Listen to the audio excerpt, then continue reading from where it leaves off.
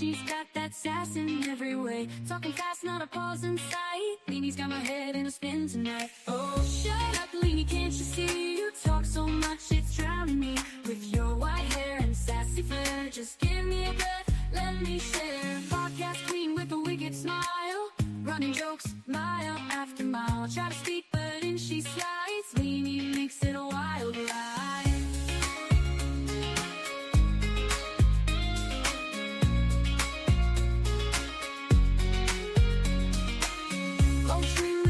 Smile, running jokes mile after mile. I try to speak, but in she slides. Leanie makes it a wild ride. Oh, shut up, Leanie, can't you see? You talk so much, it's drowning me. With your white hair and sassy flair, just give me a breath, let me share. Oh, Leanie, don't get me wrong, can't imagine life without your song. But girl, you've gotta let me in.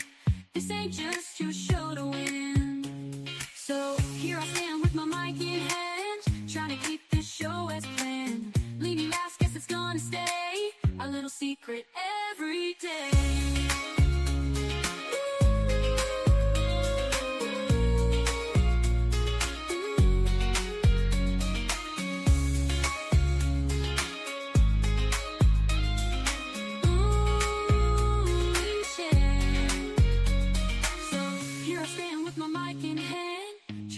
This show is planned. Leanie laughs, guess it's gonna stay a little secret every day. Oh, shut up, Leanie, can't you see? You talk so much, it's drowning me. With your white hair and sassy flair, just give me a breath, let me share. Let me share. Oh, Leanie, don't get me wrong, can't imagine life without your song. But girl, you've gotta let me. This ain't just your show to win. Oh, shut up, Leanie, can't you see? You talk so much, it's drowning me. With your white hair and sassy flair, just give me a breath, let me share. Oh, Leanie, don't get me wrong, can't imagine your life without your song. But girl, you've gotta let me.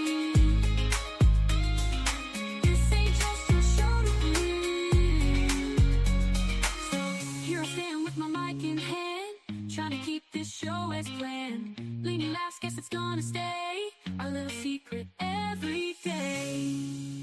So here I stand with my mic in hand, trying to keep this show as planned. Leanie laughs, guess it's gonna stay a little secret every day.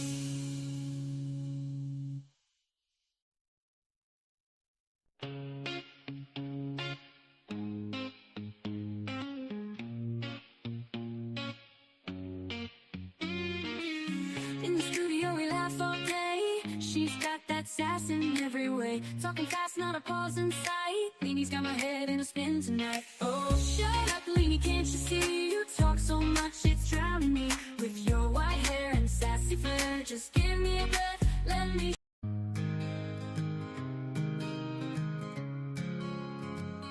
She started off observing, she kept to herself a wording. She saw the need for a friend indeed to all those deserving. She travels the world through your eyes. She listens and sometimes cries. She wants to know what makes you whole and cares without disguise. According to Leanie, she welcomes you here. A laugh, a song, sometimes a tear. A friend, a foe, a stranger. Your life story, your moments of glory. You're sad, you're happy, your dreams and your worries. She wants to know the ins and outs of all of you here. According to Lived, according to Lived, she welcomes you here. A laugh, a song, sometimes a tear. A friend, a foe, a stranger. Your life story, your moments of glory. You're sad, you're happy, your dreams and your worry. She wants to know the ins and outs of all of you here. According to Leanie, she wants to know what it is all about. According to Leanie, you're welcome here while we all just figure life out. So sit back and yak, smile and laugh, have a cup or two. Leanie is coming on right now and she welcomes you. Let's hear life according to Leanie.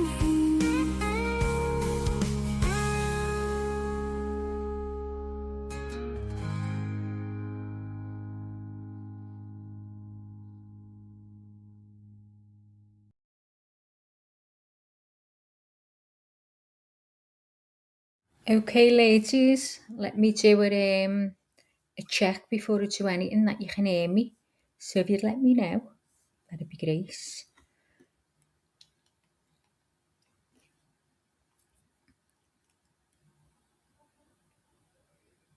Hello, ladies, can you hear me?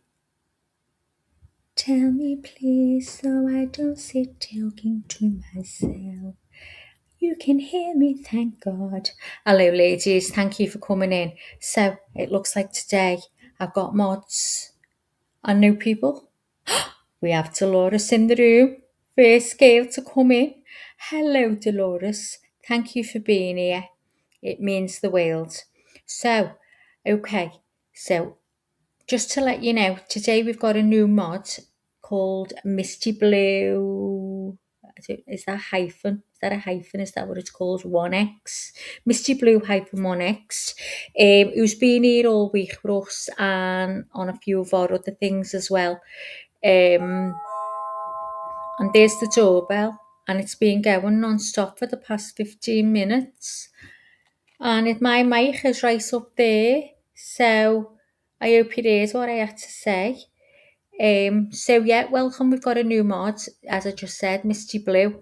Thanks, Misty. I heard that you had been made a mod, just so someone can be with me at all times. And I do appreciate it, I really do.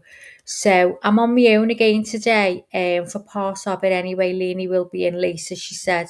She's got another appointment which she's got to see too. So we're going to be doing this with just me. So if you could bear with me. And I don't think I have Maggie. Well, you're showing. Oh God. Oh God. She said she'd made you the mods. And I don't know how to do it. Yeah, you know, it's showing. Oh, I don't know. It's showing you green with a mod.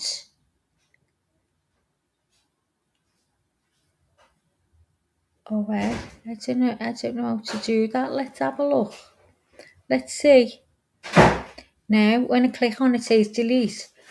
Put user in timeout or ban user and delete their comments.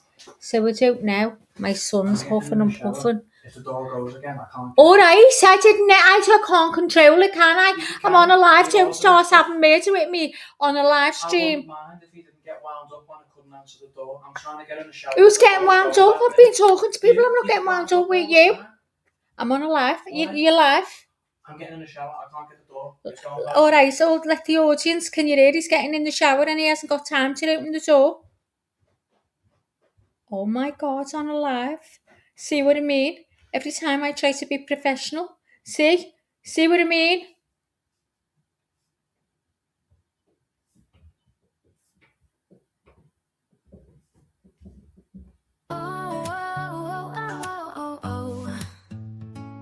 It started with a chat, just a few of us there, talking about life and the stuff we all share. From kids to chaos and the mess we make, we bonded over laughs and every mistake. From bad hair days to a joke or two, no topic was off limits, nothing taboo. We laughed till we cried, had each other's backs. A sisterhood formed in the middle of tracks. Sisterhood of the chat, we're strong and we're loud. From West Virginia, Liverpool, we're proud. From Texas to Australia, we've got the best. Lifting each other up, we pass every test. From the East Coast to the West, we cheer. From Indiana to New York, we're always here From late night texts to early morning calls, we've been through it all, big and small. From talking fashion to the crazy stuff, we got each other's backs when life gets tough. We send memes and pics of the day gone wrong and the occasional "can you believe this song?" We share everything, no secrets to keep, like a wild dream that we never want to sleep.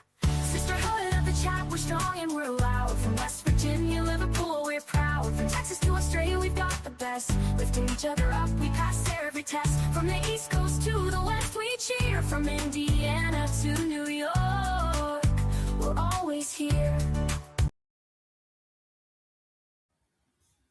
Okay, ladies, where were we?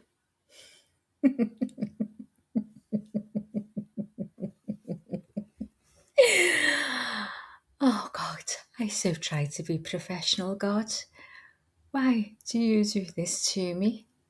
On a live stream, I was inviting people into the chat, and again, my wheel came crashing down. I'm sick of it. I can't go much more. Anyway, thanks for coming in. I'll start again, eh? I did write some words in the chat, but it said, let me scroll. YouTube rejected your comment. This usually means they think it's spam. Try changing it a bit. A bit? Okay. Those scousers, Mary Jane's out, you've got no idea. If you think that was even anything, that was just the tip of the iceberg, let me tell you. Thank God there was only one in chat. Yous have all heard it before. You know what I mean? Yous have witnessed all this before. But we've got what's her name? What's her name? Forgot her name already. Oh dear God, I forgot her name. What's her name? Dolores. We've got Dolores in the house. Dolores, I do apologise. We have these outbursts regular, but they're not normally on lives. They're normally when I'm chatting to the ladies and they hear everything.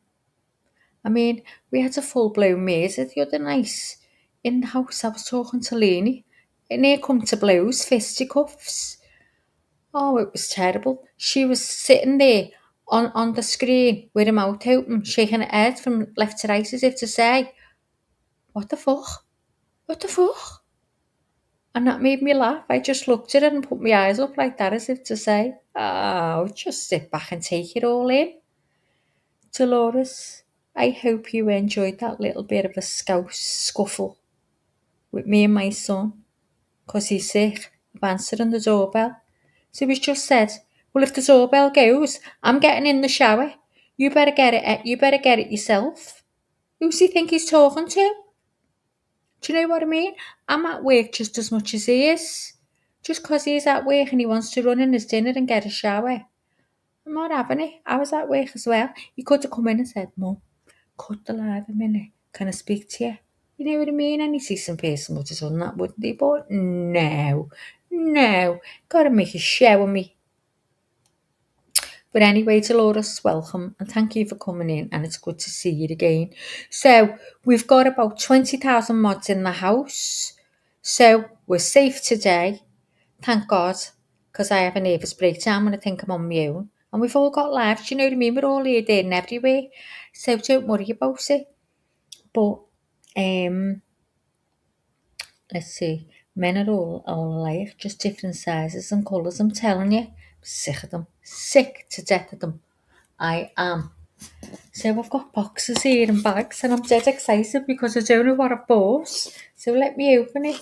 Let me open one of these parcels till the live starts. Do you know what I mean? Because then I won't get a minute to myself. So I'm cutting this box. I'm cutting the tape now. Ooh, let me see what I bought. I know I bought air fresheners because we used all the air fresheners. Liz, I've got to tell you about these air fresheners, right? If you're listening in, girl. So, you're the only one I've got in the UK. I keep always saying Liz, you know, because I wish she was back here. I do miss Liz. How terrible. What do you think? I do. You know, it's so sad. I really wish she hadn't gone. But I heard that she has deleted her channel. and that makes me feel a bit sick. But anyway, I'm going to message her. And there's these air fresheners, and they're brilliant. And they're in a big, you need a little tiny squares. I've had one, I'm not messing you, for over a year. Oh, where goes? This court is now in session. You may be seated. Good morning, Your Honor. May I proceed? Yes, please. Your Honor, before the court today, we have the matter of Commonwealth versus Lindsay Clancy. Ms. Clancy is present. She is represented by Attorney Kevin Reddington. The Commonwealth is represented by Assistant District Attorney Jennifer Sprague and Assistant District Attorney Shannon Buckingham. All right. Well, good morning, counsel. Good morning. All right. Good morning, Ms. Clancy. Good morning, Your Honor. All right. Before we bring the jury in, could I speak to counsel just for a couple of minutes? Oh, where we go again. Let's need to start. Why would they do that before they start? Yeah, Lizzo, please come home. Your family misses you. And you'd love all these new people as well. And they all love you. Lizzo talks like that. I'm probably not doing it right, but that I have to listen to her first for me to pick it up. But she says, dumbass. That's what she says. She says dumbass like that. And she talks like that because she's from Yorkshire. From Yorkshire. So, oh, shut up, MJD. MJD says, Maggie, turn your mic off. We can hear you typing. Well, you know what? You know what? Let's just see this. Get on that. Oh, I never even typed. Hang on.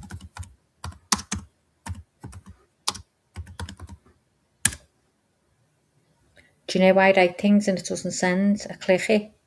I love it when she says dumbass. I know. I know. Every live that I've had, I always think Lizzie's going to come in a minute. But I am really, really shocked that she did delete the channel. I thought she'd just go for a breather. But, you know, I understand she was stressed to death. Well, you know, it's all over. It's all over. So every day he wants to talk to them. Who's this? Who's every day you want to talk to them? Where have I missed something? I don't know. I don't know what I've missed. Why did they do this? Why did they go live and then they go, hold on a minute, and then you put it back on that wall? Why didn't they just do that? Why didn't they just leave it like that until they did the talk and then put it on? We're all open for this. We can't wait. Oh, yeah. Because the little girls are getting homeschooled now, aren't they? Oh, I hope it goes all right for them. I mean, she's got loads of patience, Beth, hasn't she? I couldn't do that homeschooling. I'd lose my shit. I'd be shouting at them and being honest. And saying that, there's no way I could do homeschool anyway because I haven't got the brains. I haven't got the brains in my head to do it. Do you know what I mean? I can teach manners and stuff like that. Please and thank yous. You know, but you wouldn't dream of it, would you? The way he's just come through there like a fucking hurricane telling me to answer the door. Sorry for swearing. Sorry for swearing. Yeah, Lou, no, I couldn't handle it. Kids are smarter. I tell you, these kids are born wide awake now. Wide awake. And within a couple of days, they're laughing. They're laughing. It's terrifying. Years ago, they were asleep for 6 weeks. My mother said you'd never see a baby with their eyes open until he was about 6 weeks old. And they only went out when they were going to get christened. Dumbass. Is that what you were last night? Yeah, oh, I love this. She says that. She better get back because I'm missing it. I couldn't even keep up with the math when my daughter was in grade school. MJD, I remember my son coming in one time and saying to me, oh, what was it? He said something to me, and I just looked at him. I felt stupid. And I went, I haven't got a clue. He went, Mum, don't you know what that is? I went, no. So he started teaching me. He must have been about 5. I thought, so it's all over. Got me 5-year-old teaching me. Didn't have a clue. He knew how to do computers. I was on the laptop with him and he's going, I already know, Mummy, already know. And I was like, okay, go on then. It was so terrifying. They know everything now. I mean, it's good, but sadly, they don't know what it is to have a pen in the handwriting. They don't know, they'll never know what it was like to have to write letters to communicate. My mother used to give me a note to go to shop. Now they write it in the phone if they need to remember. They'll never. My son's actually asked me, Mum, say if you'd had a party or something, how did you invite people? I said, well, we'd either call them on the phone if they had a phone, or we'd send the invite in an envelope with a postage stamp and their address on the front, and we'd send it out. We'd post it through the mailbox. And he went, wow. I couldn't understand that at all. MJD says they were teaching math, what I would consider wrong. Oh, I'd be up the wall. I wouldn't have a clue. That's what I mean. Actual invitations. Now, someone invites you, they say, and you go, oh, I didn't see it. And they go, well, I invited you on Facebook. I don't use Facebook. So in other words, if you're not on Facebook, you're not going, because you're not going to see the invites. Everyone, I mean, it's good because it saves you a bomb. Even obituaries used to be put in the newspaper. Now, it's just the death notice goes in the newspaper, and then everything else goes on. The death notice and everything else goes on Facebook, including videos of the funeral. Lou said, Maggie, I was scolded for carrying numbers when doing math. They don't do that anymore. What the fuck? Where does that carried number go then? Blast if I know. Oh my God, you're joking. I had to imagine in my head when I'm had enough, I put the little ad on. Oh yeah, the carried number. That's what it's called. Forgot what it's called.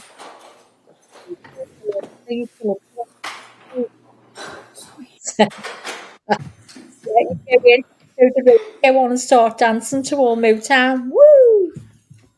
Here we go, girls. Let's sit back, grab a cuppa. I haven't got one, I'm fuming.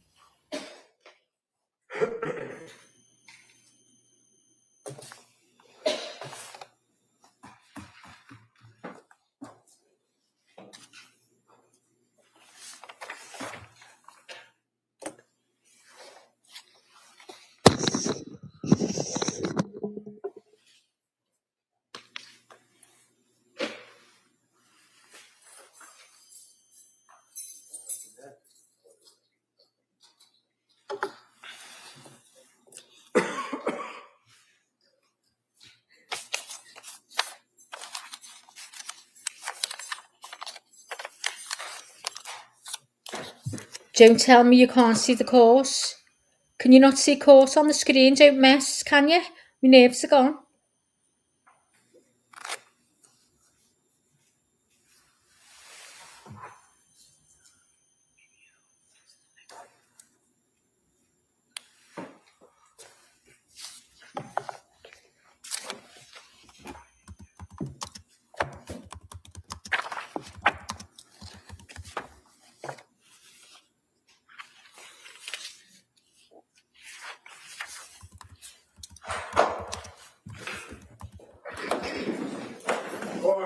All rise. Jordan's Andrew. All rise.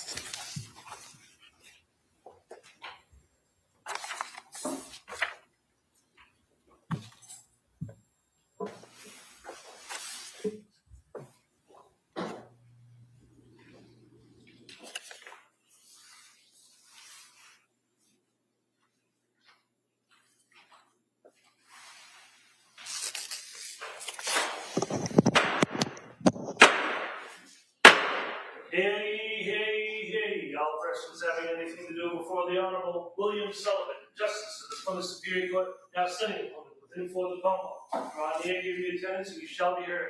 God save the Commonwealth of Massachusetts. This court is now in session. Please be seated. Yes, please. Your Honor, before the court today, we have the continuation of the jury trial in the matter of Commonwealth versus Lindsay Clancy. Ms. Clancy is present. She is represented by Attorney Kevin Reddington.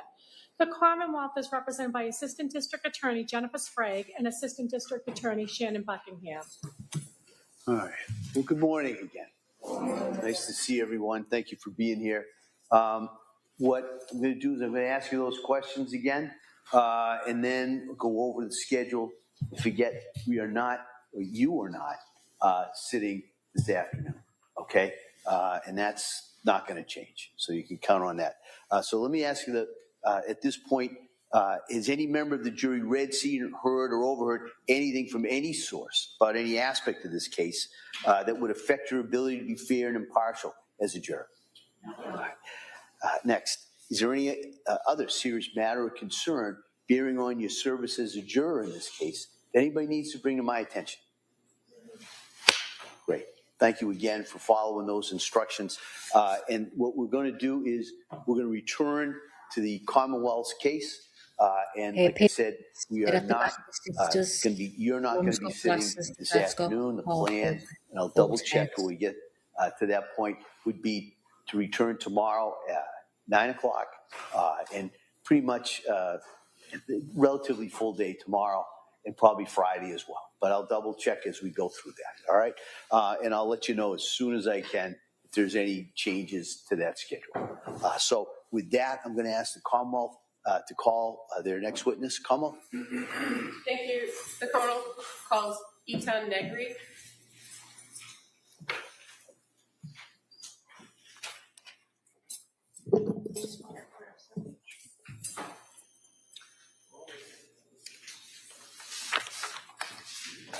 Good morning.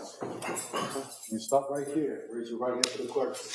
Good morning. Do you solemnly swear that the testimony you give that you shall give to the court, being the jury, in the matter now pending before the Commonwealth and the truth and nothing but the truth, so help you God? Thank you. You may have a That's right. seat. Watch your step, please. All right. Good morning, sir. Good morning, sir. I just ask you to speak into that microphone. Sure. All right. Attorney Buckingham, please. Thank you. Good morning, sir. Good morning. Could you please tell the jurors your first and last name? My first name is Etan, last name is Negri. Can you spell your first name for the record? Eitan. And your last name? Negri. And what do you do for work? I'm a physician associate, physician assistant. And did you go to school for that? Yes. Can you tell us about your educational background? I did my undergraduate at City College in New York, and I did a post-bac at Brooklyn College, followed by a PA program at Torrey University in Manhattan. And do you currently work as a physician's assistant? Yes. And do you currently work in the state of Massachusetts? No, ma'am. Are you licensed in the state of Massachusetts? Yes, ma'am. Are you licensed in any other states? New York State. I'm going to go back to January of 2023. Were you working in Massachusetts then? Yes. And where were you working? Brigham and Women's Hospital. And were you in that same role as a physician's assistant? Yes. And what were you doing? What were your general duties in that role working at Brigham and Women's?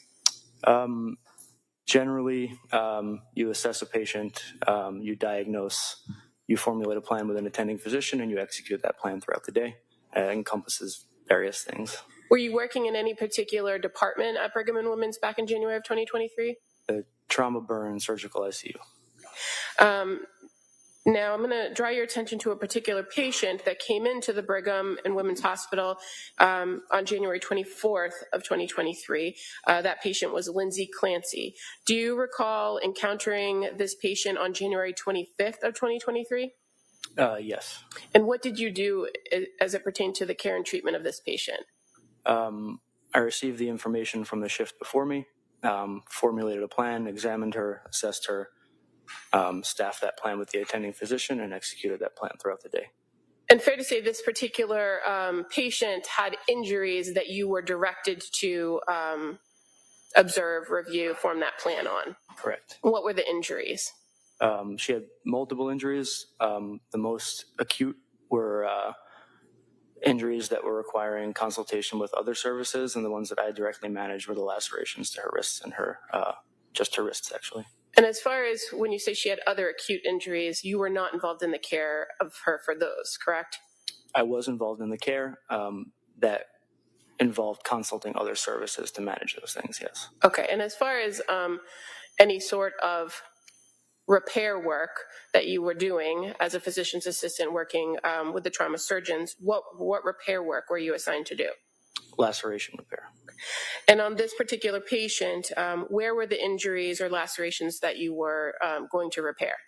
She had multiple lacerations on both of her wrists. She had superficial on her neck, which I did not repair.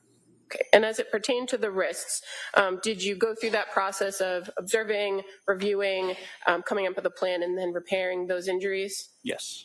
And were you directed to do that by any particular doctor?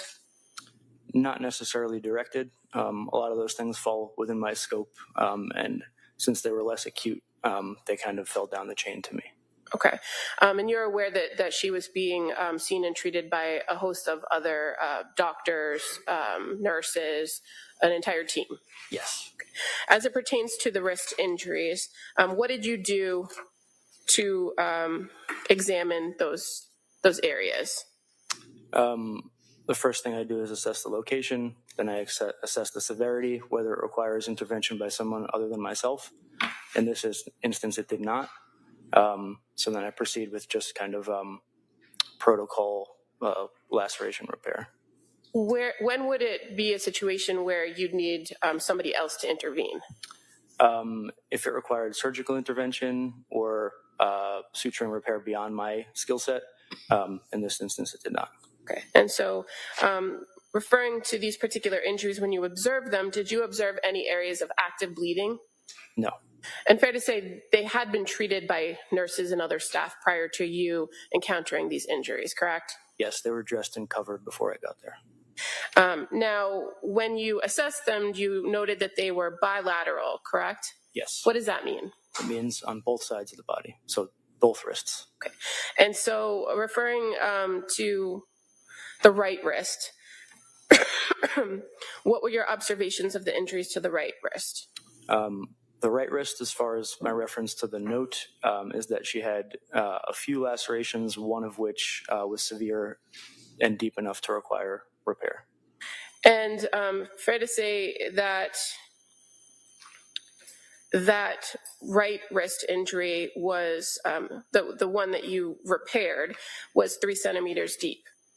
Approximately, if that's what my note says, then that's what it was. Okay. And on a wrist, or this area of the wrist where you observed the injuries, that depth of 3 centimeters, did that require further surgical intervention, or were you able to suture that area? I was able to suture that area. As far as what happened subsequent to that, I wasn't there, so I'm not sure. Okay. And how many sutures did you use to repair that injury? I believe 3. And in relation to any other cuts or lacerations that were on that right wrist, did any other of those lacerations require suturing? No. How did you treat those other injuries? Just irrigation, meaning cleaning them out, and then using a type of tape to close them shut. And that's generally referred to as a steri strip, correct? Correct. Okay. May I approach the witness? Me. I'm showing you 2 photographs.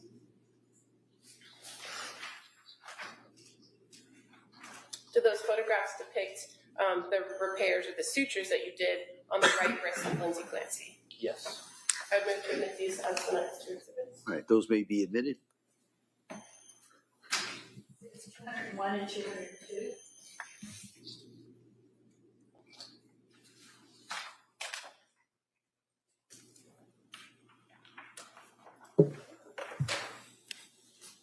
And I'm just going to show on the screen what's now been marked as Exhibit 201, and you should be able to see it, sir, on the screen in front of you. Can you see that?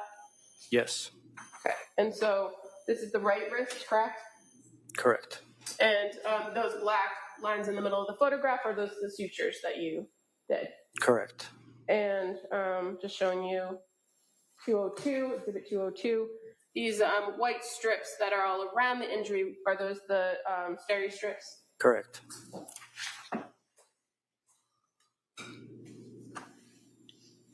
Now, on the left wrist, do you recall what you observed to be the injuries on that wrist?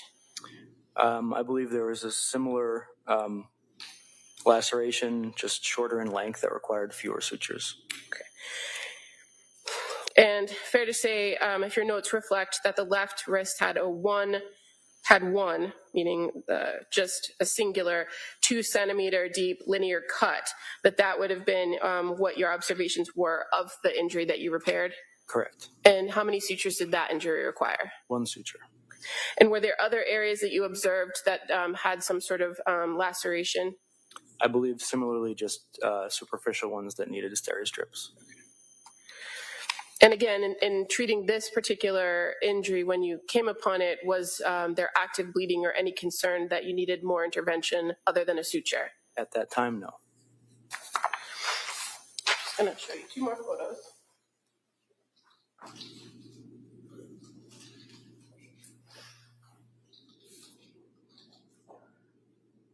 Are those familiar to you?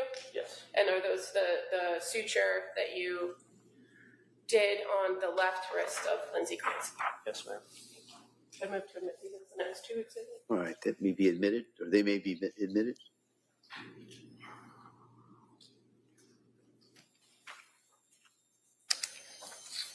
Exhibit 203 and 204.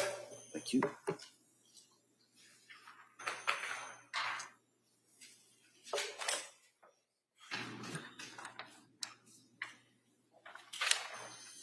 And now again, just showing what's been now marked as Exhibit 203. And you see the injury there on the wrist near the ruler in the photograph. Yes. And Exhibit 204, which is just a closer upshot of that. Is that correct? Yes. And again, you see the white strips. Those are also steri strips that were applied. Correct. Now, in relation to any of these wounds on the right or the left wrist, did you observe the lacerations to go any deeper than the subcutaneous tissue?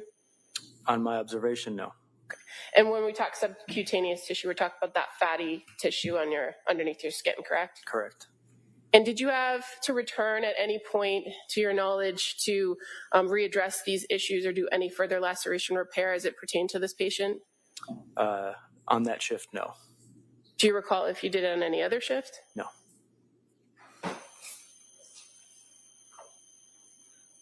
I have no further questions. Thank you. Mr. Reddington. Is it Mr. Negri? Negri, yes, sir. And you're not a doctor, you're a physician assistant, is that what it is? That's correct, yes. Okay.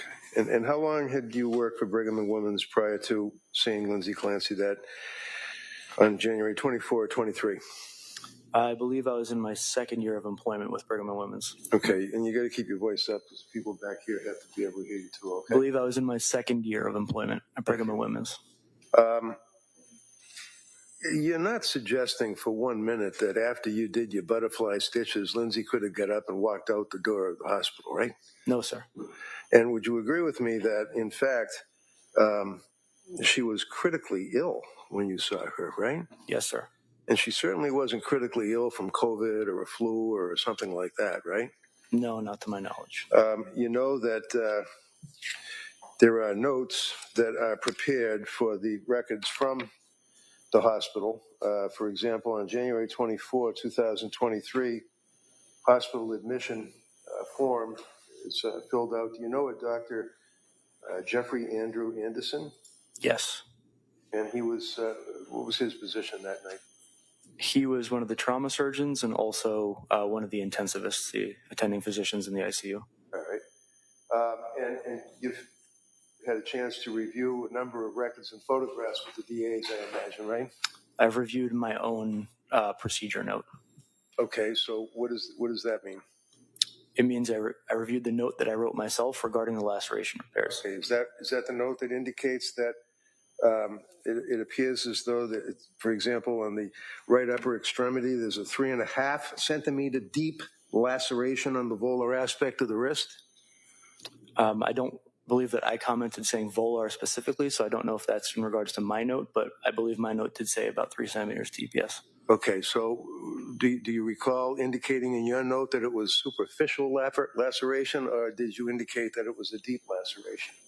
I indicated that some of them were superficial, and the one that I repaired in particular was 3 centimeters deep. And you've had occasion to speak to the prosecutors on this case, and that they've asked you about the superficial injury to her wrist, right? Correct.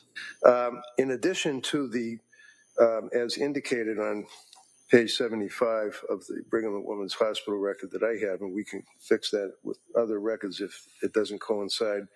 There's a note from Dr. Anderson that the right upper extremity, 3.5 centimeter deep laceration, volar aspect of the wrist. Left upper extremity, 2 centimeter deep laceration on the volar aspect of the wrist. Do you agree with that assessment? Yes, sir. All right. And then you were able to, as you say, clean it up with saline or whatever, and then you stitched up what you had to stitch up, right? Yes, sir.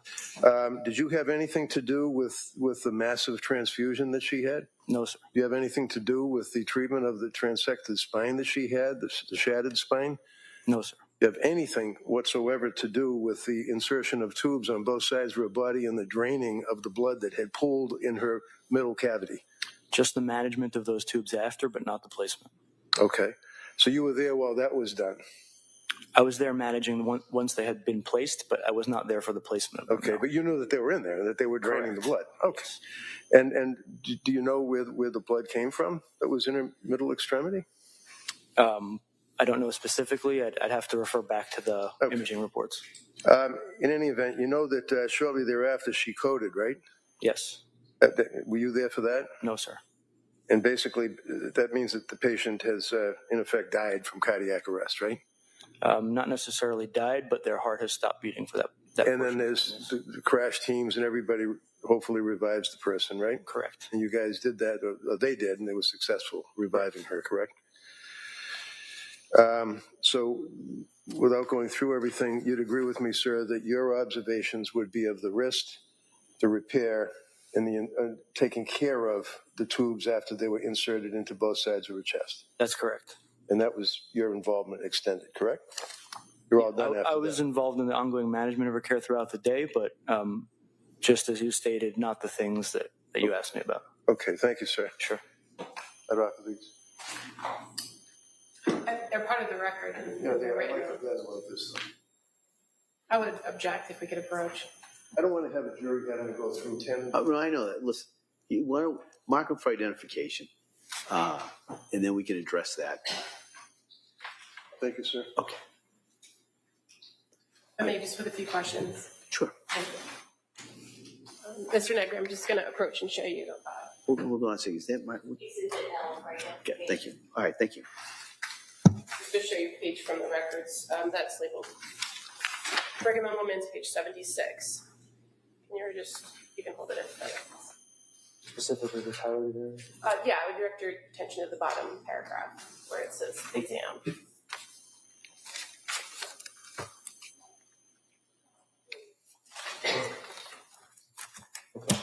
That's not your note from the record, correct? Correct. And when it's noted that the right upper extremity, left upper extremity has 3.5 centimeter deep laceration, 2 centimeter deep laceration, deep in the medical notes is not a adjective of it, correct? It's more of a directionality of the injury. It's a description of, basically an objective unit of measure. But when we say deep, it means that it goes down into the skin as opposed to across the skin. It doesn't matter what we say, it's what the record says. I understand, but just if you could ask that question again.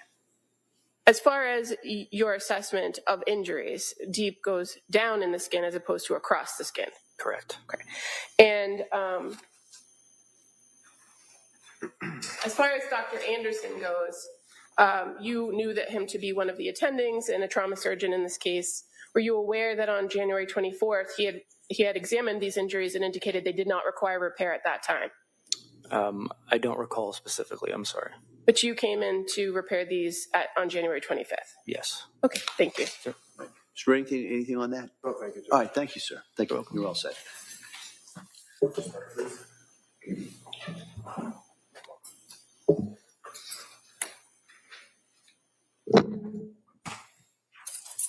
Attorney Buckingham, please. The Commonwealth would call Nicholas Roberts as its next witness, please.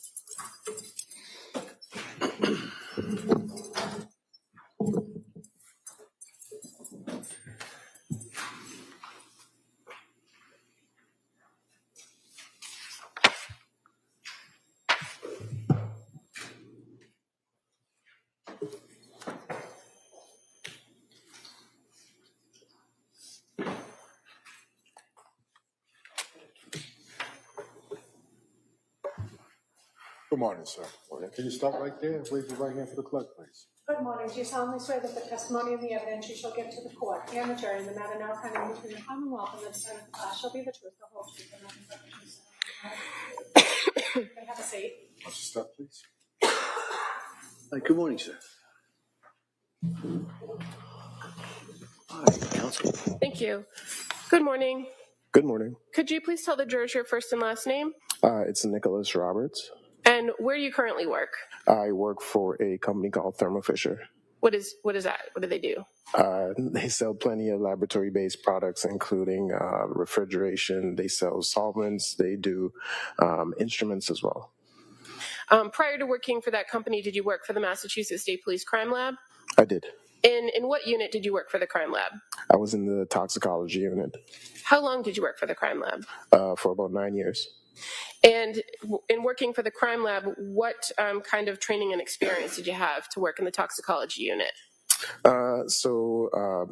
Prior to being hired, I have both a bachelor's and a master's degree in applied forensic science with a concentration in chemistry and toxicology. I also have the master's is in forensic toxicology.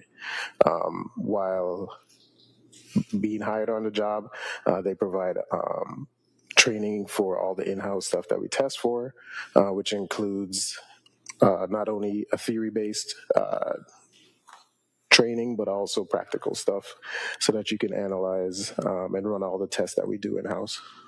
And as far as your work in the toxicology unit, fair to say in January of 2023 or February of 2023, you were what's referred to as a forensic scientist 2, correct? Yes.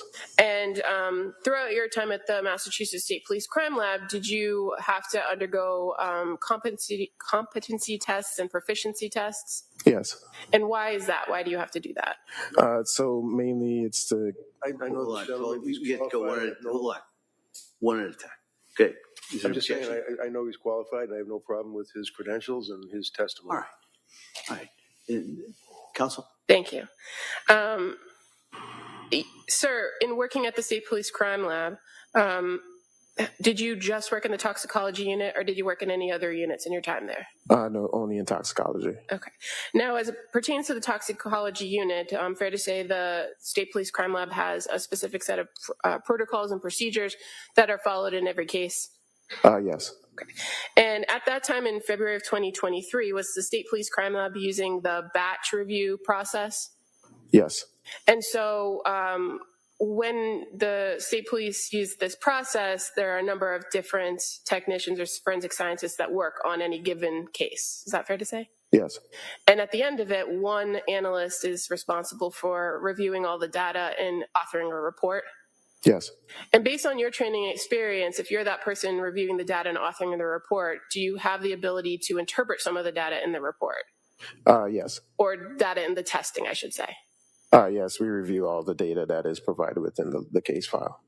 And did you, during your time at the crime lab in the toxicology unit, stay up to date on various types of drugs and quantifications of those drugs and what that could mean for levels in a person's blood or urine?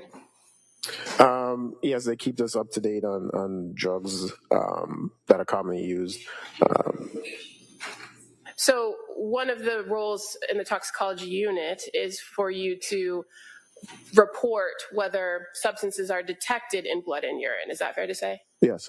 And at some points, are you also called upon to interpret the levels of those drugs? So in blood, we report values. So we get concentrations of the different drugs, and we mainly report them in blood. Okay. And as far as the concentration levels themselves, did you have training and experience on interpreting those levels? We usually get training on the effects of the drugs. It's hard to say with some drugs, as well as some people, what one level might mean for one person. It might differ, and you have different effects on another. Okay, and fair to say that's a limitation of just reviewing blood and not knowing anything else about a case, right? Yes. Okay. At the toxicology unit, at the crime lab, and is there a limitation as to how or what types of drugs can actually be quantified or given concentration levels? Yes, we only quantify certain drugs. And what happens if there are other drugs present and there's a request for quantification or concentration levels? What does your lab do with that? Usually they're sent out to another lab in order for testing. And are you familiar with the NMS lab? Yes. Is that, or was that at that time, a common lab that would be sent drugs that you could not quantify in your lab? Yes. I'm going to direct your attention to the lab number of 23-01, excuse me, 01723. It's a case that you were the reporting analyst on, correct? Yes. And fair to say that there were several items that were submitted to the toxicology unit as specimens. Yes. Including blood, plasma, and urine. Yes. And did you work with other members of the toxicology unit to have those specimens screened and then further tested? Yes, the batch process was followed. And as far as any screening tests, did you yourself do any screening tests on these items? Yes. What screening tests did you do? The screening for the alcohol. And was there any alcohol present? No. And in this screening for alcohol, does it just tell you whether it was detected or not detected? Yes. Okay. And so when you don't have a result, there's nothing further to do. Correct. Now, as far as the blood that was tested in this case, and the urine, you were aware that there were screening tests done for what's called the ELISA screen, benzodiazepines, and general unknown screens for these samples, correct? Yes, that's usually our protocol. And in any of those circumstances, were there positive results? Yes. And as it pertained to the positive results, what's your understanding of what was positive? So to my knowledge, it was positive for the benzodiazepine panel in ELISA. That would have gotten further confirmatory testing done on it to see the levels as well as the individual types of benzos that were present in the blood. And the same was for the urine as well. We also identified a few substances via our general unknown screen, which was confirmed in blood and urine. Now, as far as... Is there an agreement as to whose blood is being tested at this point instead of just by the number? Yes. I mean, it might be easier for everybody, for the jury to follow. So would Your Honor just like you to read the results? No, just instead of referring to it by a number. Well, let me see it sidebar.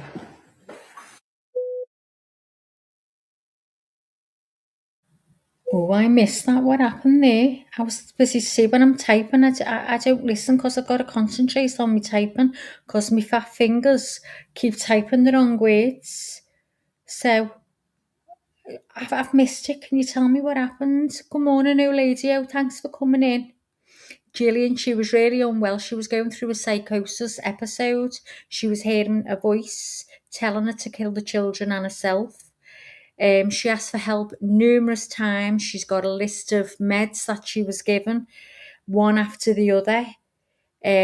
She was diagnosed at one point with bipolar, which she didn't agree with. And she was given, I think it was Zoloft, which should never have been given to somebody who's got a bipolar diagnosis without another drug alongside it, because it can send them right out of their mind, which happened to her. She just wasn't in control of herself. This is what this trial is about. She's admitted she killed the kids. She's admitted that.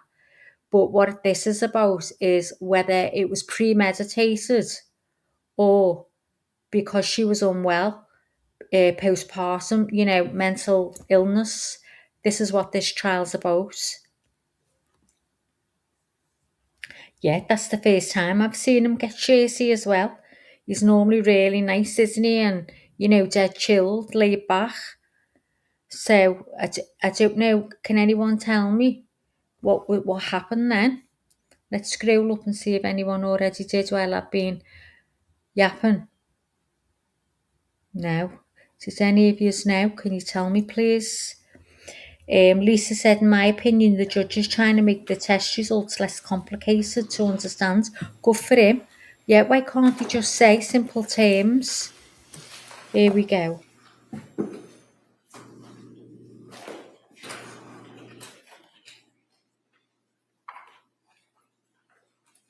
That's because me and you were yapping, Gillian. That's what we get for talking.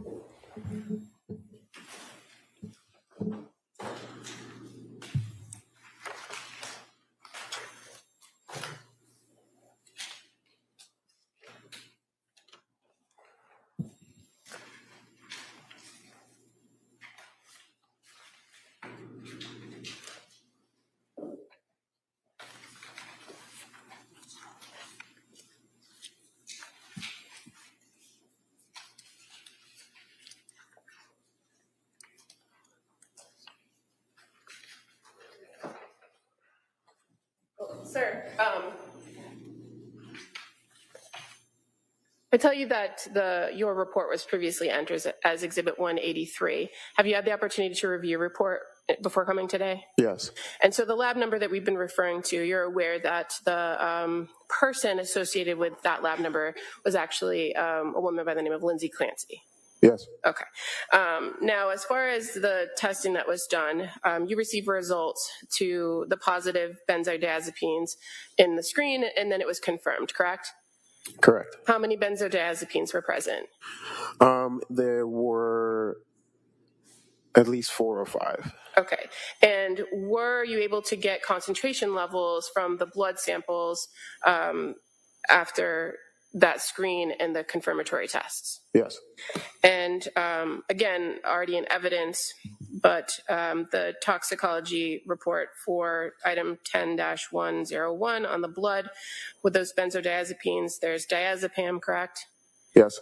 Norodiazepam, Yes. oxazepam, Yep. temazepam, Yes. and lorazepam. Yes. And as far as your review of the testing on those substances and the concentration levels, did anything about any of those levels stand out to you as far as based on your training and experience? Only that they were reportable. Okay. Are you familiar whether they're in any sort of therapeutic level for any of those drugs? I'm not sure. Okay. You mentioned there were also other substances that were detected in the general unknown screen, correct? Yes. And that would have been mirtazapine, lamotrigine, quetiapine metabolite, and trazodone. Yes. And was your lab able to get concentration levels for those? No. And so what did you do, or what was done with the samples or the specimens as it pertained to those substances? To my knowledge, it was sent to NMS labs.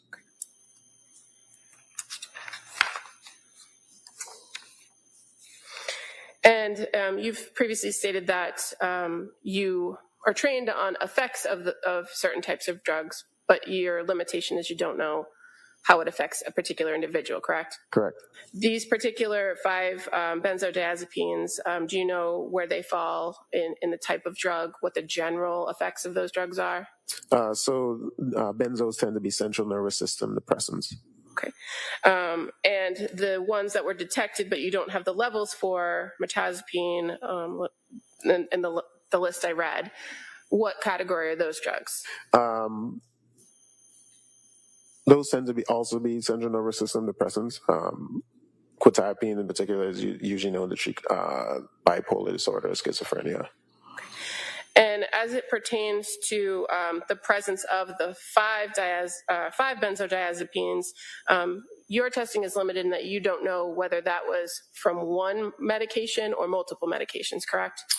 Correct, because the nordiazepam, oxazepam, and temazepam tend to be metabolites of diazepam.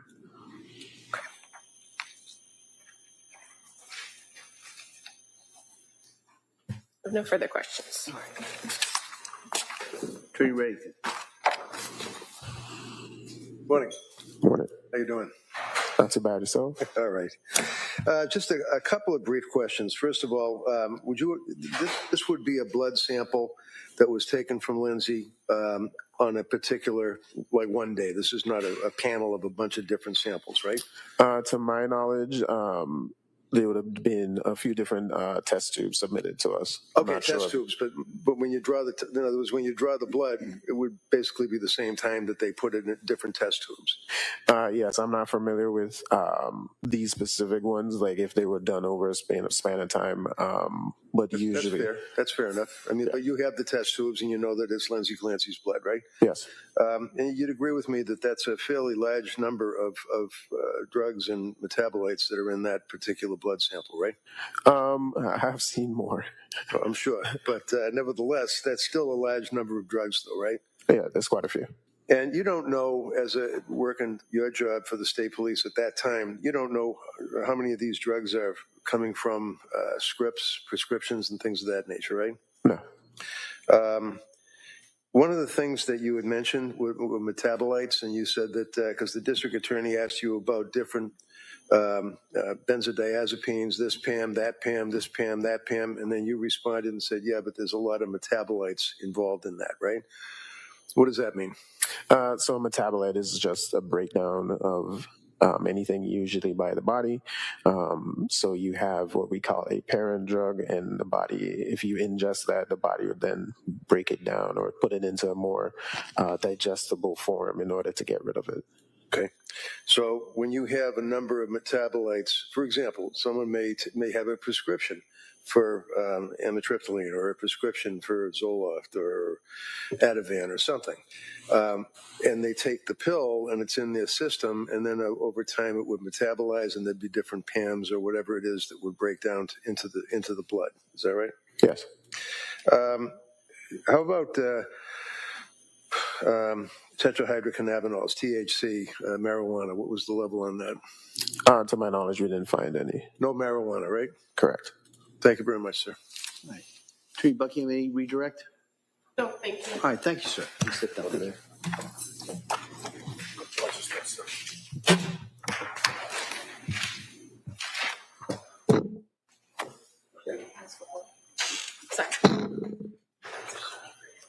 Yeah. Come on. Your Honor, at this time, upon agreement, I'd ask to admit as the next exhibit just a chart that the parties have agreed upon that lists the brand names of some of the drugs that have been spoken about throughout the course of the trial, as well as what they were also known as for the ease of the jurors. All right. That's by agreement, Judge. All right. So by agreement, that may be admitted.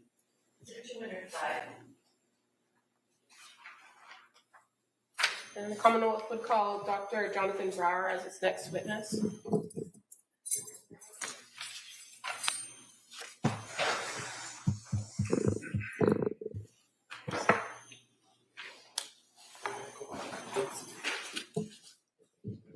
Good morning, sir. Morning. Can you stop right here and raise your right hand for the clerk, please? Good morning. Do you solemnly swear that the testimony and the evidence you shall give to the court and the jury that there are no pending between the Commonwealth and the defendant of the bar shall be the truth? Thank you. You may have a seat. Watch your step, please. All right. Good morning, Doctor. Good morning. All right. I'd ask you to keep your voice up so the jury can hear you. And with that, counsel. Thank you. Good morning, sir. Can you please tell the jurors your first and last name? It's Justin Brower, Brower. And what do you do for work, sir? I'm a forensic toxicologist for NMS Laboratories. And where is that laboratory located? The laboratory is located in Horsham, Pennsylvania, just north of Philadelphia. And what does your laboratory do? We are a reference laboratory. We do postmortem work, clinical work, and forensic drug work. So primarily my role is on the forensic side. I'm a forensic toxicologist. And does your lab receive specimens from all across the country? We do. We have clients in all 50 states. We do approximately half of the postmortem work in the United States, as well as a large number of clinical clients. And is your lab accredited across several states and across the country? We are, because we deal with all the states in the United States, all the states in the country. We are accredited by just about every accrediting body that I'm aware of in the clinical and forensic aspects, as well as a lot of state certifications. So a lot of states have their own requirements. The most notable one is like New York State. So we're accredited by, again, every accrediting body that I'm aware of. Okay. And how long have you worked for NMS Laboratory? 4 years as of August 1st. Okay. And what's your educational background as a forensic toxicologist? I have a PhD in organic chemistry. Where did you get that from? The University of Nevada. And do you have any other professional experience in this field prior to working for NMS? I do.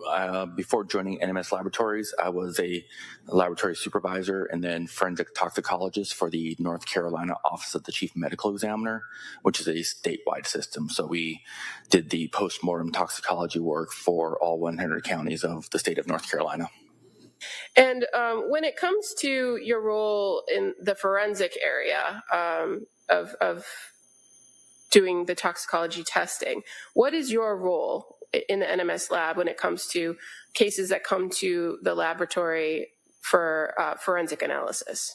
So when a case comes into NMS and is logged in and the assigned or the requested test assigned and then run and reviewed multiple times in the laboratory, when all that testing is completed, it comes to the toxicology department, and my role is to review every aspect of that case. So I'm making sure that everything on the toxicology report is complete and accurate, such as all the demographic information that we have available to us, the name of the decedent or the patient, date of birth, where it's from, the specimens that we received, and then also that all of everything that is reported is complete and accurate, making sure that all the drugs that were tested for are reported, and that the reported concentrations are correct and accurate, and looking at every piece of raw data accumulated from the laboratory with that case, associated with that case.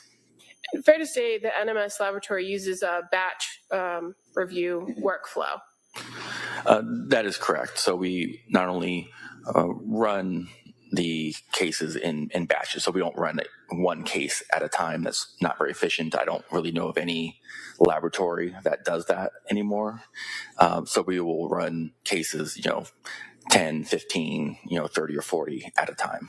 So as far as running particular tests and getting the raw data, that's usually done by other people in the laboratory, correct? That is correct. And then you come in at the end and review everything and have the ability to interpret the data.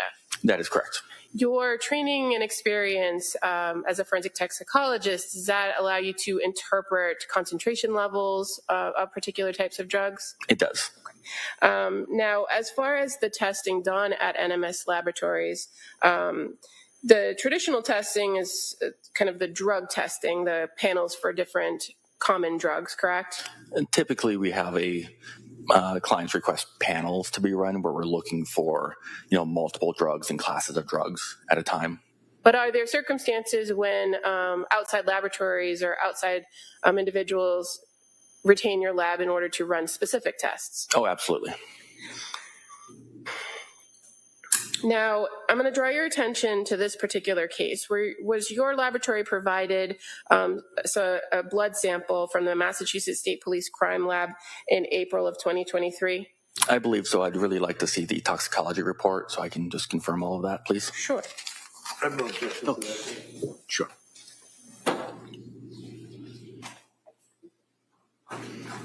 Thank you so much. You can hang on to that. That's fine. Okay. Correct. We received the specimens on April 7th, 2023. Okay. And it came from the Massachusetts State Police Crime Lab? No. I don't know where they were initially sent from, but the client or the submitting agency is the District Attorney's Office of Plymouth. Okay. Now, as it pertains to the requested testing that was done, was it that panel that you described, or was it more specific testing? This is what we call direct testing, where they requested just 4 specific drugs to be tested for. And what were the 4 specific tests requested? Lamotrigine, mirtazapine, quetiapine, and trazodone. Are you familiar with those substances or those drugs? Yes, ma'am. Okay. And you reviewed all of the data and information done at your lab in regards to these tests, correct? Yes, ma'am. Were they able to identify concentration levels in the sample that was submitted for each one of those 4 substances? Yes, ma'am. And for the first, can you tell us what the result was? Would you like me just to run down the list? Sure. Okay. We detected lamotrigine in a concentration of 6.1 micrograms per milliliter, mirtazapine at a concentration of 200 nanograms per milliliter, quetiapine at a concentration of 1,800 nanograms per milliliter, and trazodone at a concentration of 0.44 micrograms per milliliter. And these were all in blood. In blood. And so with each drug that you just listed, are you familiar with what the common name is for the drugs? I'm not always that great with common names, but I can wing it. Okay.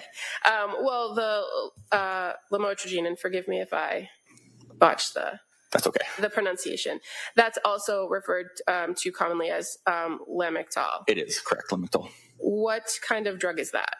It's typically used as an anti-seizure medication. So if somebody has a seizure disorder, it can be prescribed to alleviate seizures, but it is also used for bipolar disorder as well. And mirtazapine, fair to say that's commonly referred to as Remeron. Correct. And what kind of drug is that? That is typically an antidepressant. And quetiapine, what's that common drug? Quetiapine is known as Seroquel.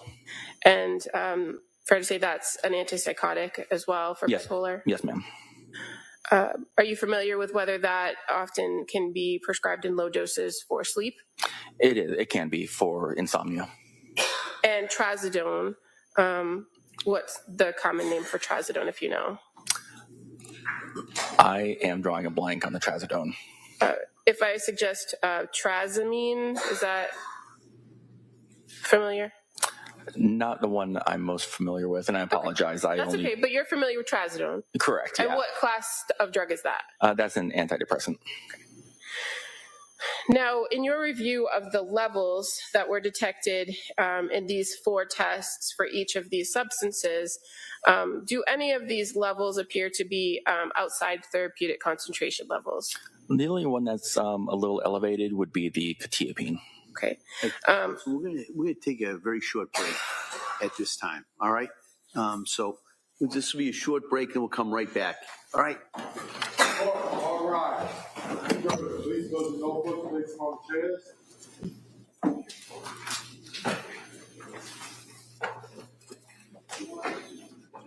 This way, please.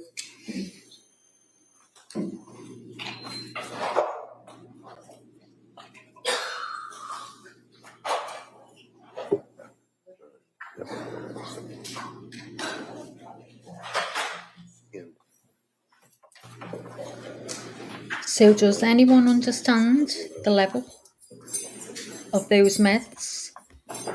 Because I haven't got a clue, so I don't know whether she was under or she was over, whatever. I don't know why I was waiting to listen, because I don't understand them. Just for a short recess, we'll come right back. Half hour? Hopefully not. Short recess. So what does a short recess mean? How long's that?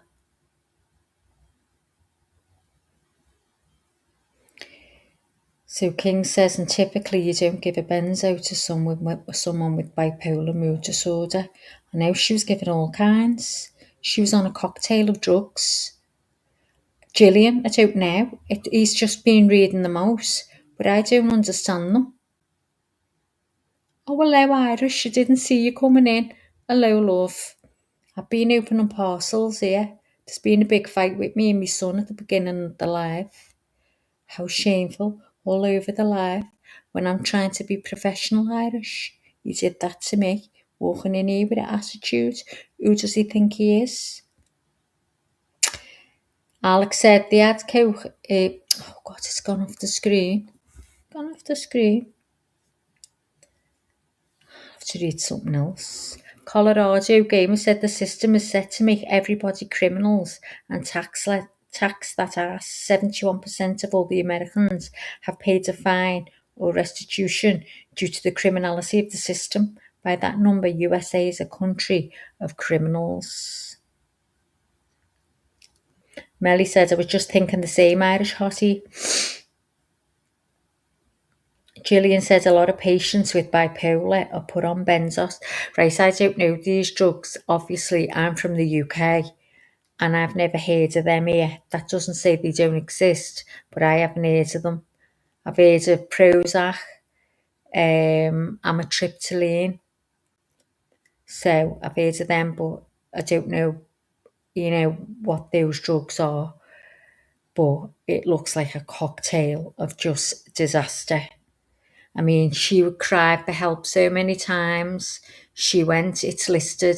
I had the time frame up. You just wouldn't believe. We were in shock when we read it at the amount of drugs that was being handed over. One didn't even have time to work before they were changing it to another one.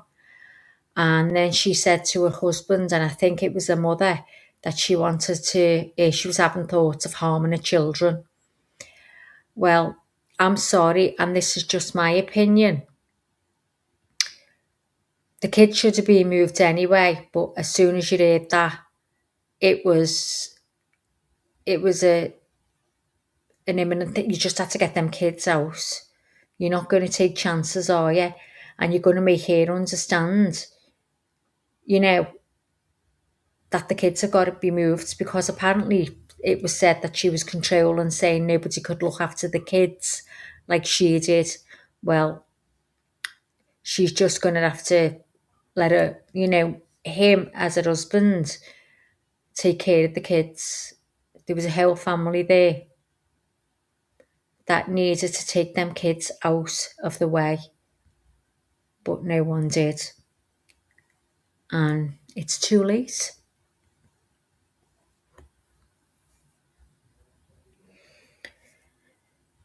Maggie, you're from Liverpool. You know your drugs stop playing. You shut up, you Alex. Don't you dare tar me with the same brush. How very dare you? You're Irish. You're worse than us. How about that? Sick of him coming in having a fight with me. Comes in and has a fight with me for being a scouser. Irish. Hasn't he got a cheek?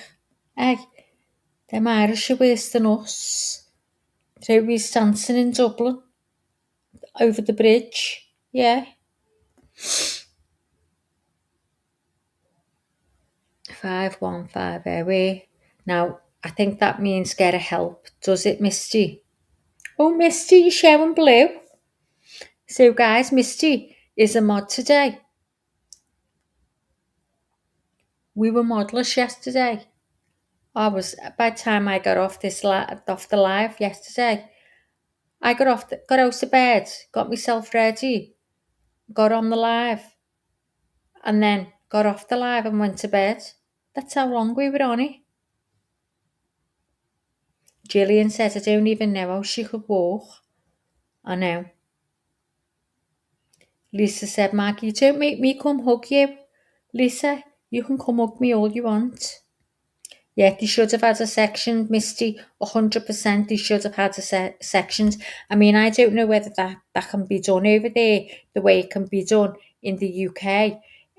But you must know, Misty, so if that can take place, I haven't got a clue. Lou said, sounds as though the meds prescribed to calm me made her more hyper. Yeah. Sounds like a failure in her diagnosis. It was a failure all around. They all failed her and the kids. April said, yeah, of course alive. Missed you all. Hi, April. How are you, love? Are you okay? We haven't seen you in forever. We've been following this live now for it's a week, actually. It's day 7 today. We did it a pre-trial live just to update, refresh everyone's memory what has happened. So like a day 8 of us doing this. Oh, really? Oh, I'm sorry to hear that, April. I hope things are getting better. I hope they're getting better, love. But it's really important if people in here are getting affected by things they're hearing or whatever, just take time out. Take time out, take yourself away, have a breather. And if you can't come back, it's okay. It's fine. You can try again tomorrow. But if it's messing with your mind and your heart and whatever, it might be best you just take yourself away altogether. Because you've got to look after number one, yourself. So Lou said section and schedule in Australia is very difficult. Must be an imminent risk to self or others. Then it goes to a panel who really proceeds as liberty is held sacred. Damned if you do and damned if you don't. Oh God. Wow. So it's very much the same then, isn't it? Because that's what they were saying to her. They were asking her questions and because she wasn't at that point, even though she was, if you get me, she was like not considered to be going to harm herself or the kids. It's just crazy. I've been dealing with daily headaches. Have you been under the hospital about them, April? And what have they said about it? King says, I believe it's the same everywhere. Wow. And April's saying, hi, everyone. April's one of our mods, ladies and gents. She hasn't been too good as of late, so that's why you've never met her. But here she is. It's rare to get sectioned in Ireland or the UK. But they do. I know loads of people who've been sectioned. I think you need sectioning, Alex Cleary. Just saying.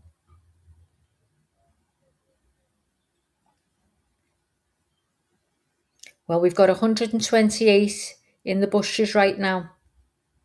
Thanks for being there. Please, everyone, if you've just come in and you haven't already, hit the like. And if you'd be so kind, subscribe to the channel. It's only a little channel and we need as many views, likes and subs as we can get to help us plod along. Thank you in advance. Gillian said, so she was capable of calming herself down after what she did. That shows awareness. Where does it say she calmed herself down, Gillian? I haven't seen that. I'm not saying it didn't happen. I just haven't seen it. My mum says I don't need to be sectioned. Well, this mum is telling you I think you need to be. Alex. Guys, just so you know, me and Alex are just having banter. That's how we roll. He comes in every day, causes murder with me, and I just cause murder back with him. That's just how we are. We love each other deeply. Don't we, Alex?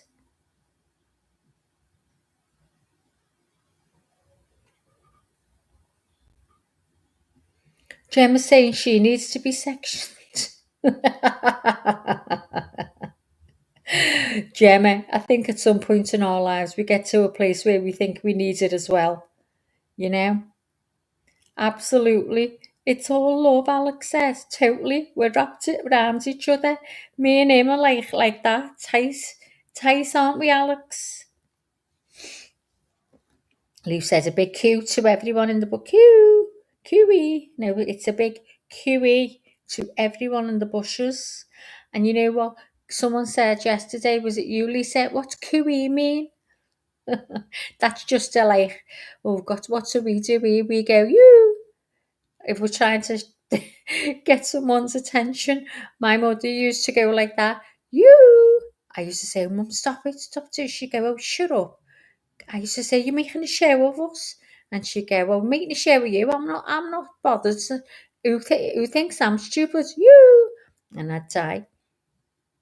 Yeah.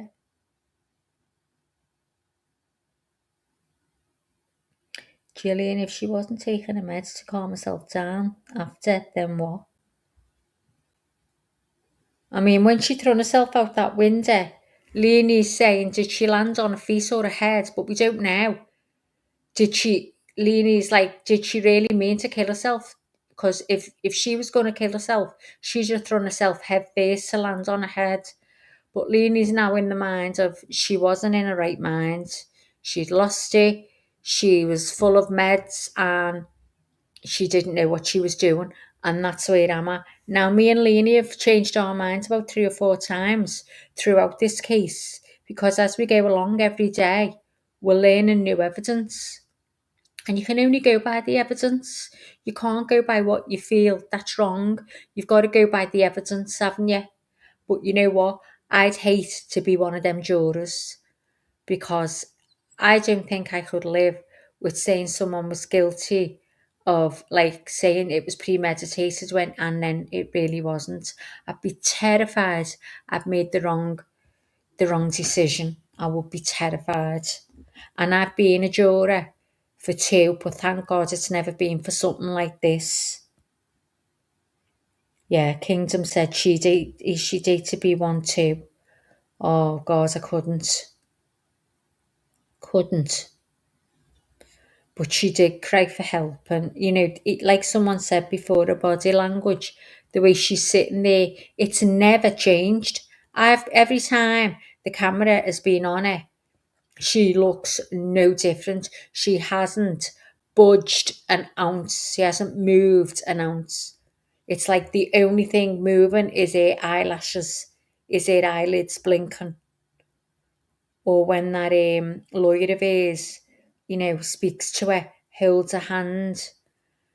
Because I was thinking, oh God, no one's comforting her. She was sobbing with the real tears. Who knows? But to me they were.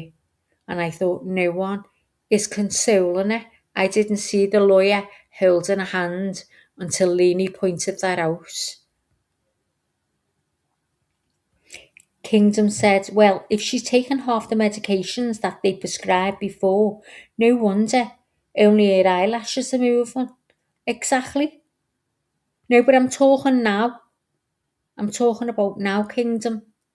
When is she airing the court? Because she's in a wheelchair. She's paralysed from the waist down because of the fall when she jumped out the window. Apart from when they showed the kids' clothes and played 911 calls, she was inconsolable. She was. I mean, lots of yous are saying you've been on these meds. How were you on them? I mean, if you prescribe the right drugs alongside, it should stabilise you. That's what they're meant to do. But when you're given drug after drug after drug and being on ones that you shouldn't be on after being diagnosed a certain condition, then what the hell, you know? Yeah, that's what we said, Dolores. What's she on now? Because if she's got bipolar, like one of them said, you know, that doesn't just go away. You'd have to be treated for it. So what meds is she on now? Does anybody know that? I mean, I have asked, I have looked it up online, but I can't find anything. All it's given me is the list of meds she was on at the time of the measles.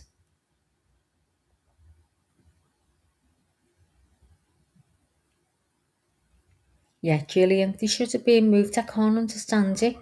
We wouldn't have been taking any chances. You know, to see it and even asking for help, her mind needs to shut off. And it's not going to shut off if she's looking after kids and an an 8-month-old baby. Do you know what I mean? That's hard work. So as soon as you see she's struggling with her mental health, regardless of her saying she doesn't want the kids to go out of her sight or not, you're going to have to take them. You're going to have to get them kids out. I mean, he came out of work because of that. He came, no, let me say that again. He came and worked at home because of it, because of her mental health. So he knew that you know, she was going down, down, down. That was the time to step in. But by God, to tell you, she had thoughts of harming the kids, and the kids weren't moved. Wow. You know, you've got to live with that.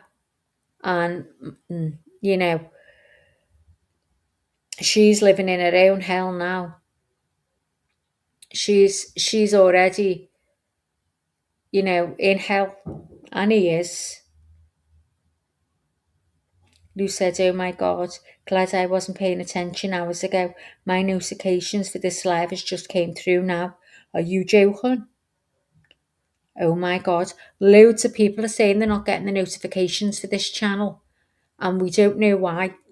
So if you just go back and ring your little bell, Court is back in reset it session. Please again, be please. seated. All right, we all set for the Here we jury? go.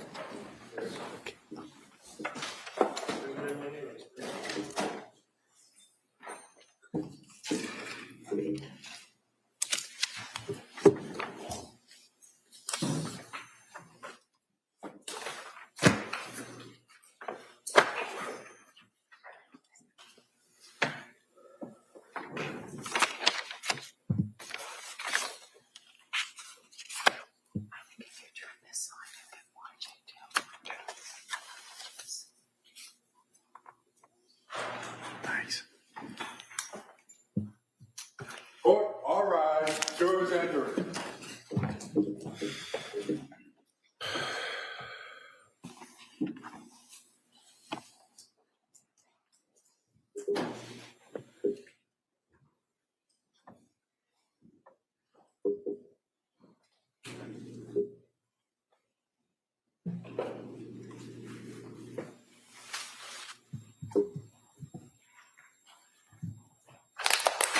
This court's now in session. Please be seated. All right, for the purpose of the record, we return back to the trial of Commonwealth versus Lindsay Clancy. All parties are present, including Ms. Clancy and including the 18 jurors. All right. All right. Counsel? Thank you. Dr. Brower, before we broke, we mentioned the term therapeutic concentration. You familiar with that term? Correct. What does that mean? It's the typical concentration that one would achieve when they're taking the medication or drug as indicated by their prescriber. And are you familiar with toxic concentrations or suicidal concentrations? I am. And what does that mean? Those are concentrations that could lead to adverse events and potentially death. Now, in relation to the 4 substances that were tested at the NMS laboratory, you identified the levels for each of the 4 substances. Were any of those concentration levels considered within therapeutic concentration? It would all be in what I would say a therapeutic concentration, except maybe the quetiapine, which is slightly elevated. Okay. And in your experience as a forensic toxicologist, have you had the occasion to review cases, post-mortem cases in which suicide was a mechanism of death where the person consumed medication? Absolutely, yes. And so that level of the quetiapine at the 800 nanograms per milliliter, would that have been in that toxic or suicidal level? No, ma'am. Would you generally expect to see that significantly greater in a suicide case? Typically, quetiapines in suicide cases might be in the, close to 10,000 nanograms per milliliter. Usually people take handfuls of pills when they're trying to harm themselves and take their own life, and this is not consistent with that. Now, are you also familiar in your training and experience with the class of drugs called benzodiazepines? Yes, ma'am. And do you have the occasion to interpret data as it pertains to concentration levels for those? Every single day. And as far as the substances diazepam, noradiazepam, oxazepam, temazepam, lorazepam, you're familiar with those? I am. And it's fair to say noradiazepam, oxazepam, temazepam, those are all metabolites of diazepam? Typically, yes, ma'am. And what's the common name for diazepam? Valium. Okay. If I show you what's been marked as Exhibit 183 already,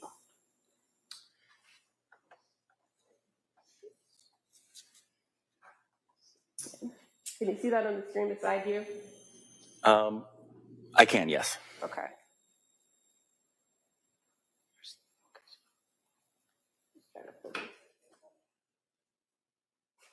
Right there. Can you see the levels? They're all blurry. Yep, hold on one second. There we go. My eyesight's not great too, so. Okay, so That's perfect. That's the best I can do with the autofocus. Don't touch it. Anything about the levels that you observed here regarding those substances, those benzodiazepines, that tell you that they're outside therapeutic concentration levels?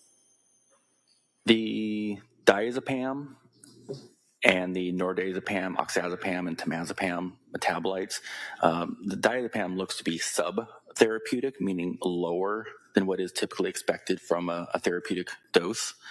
Most therapeutic doses of diazepam, which is an anxiolytic drug or an anti-anxiety drug, are typically 200, 250 thereabouts nanogram per milliliter.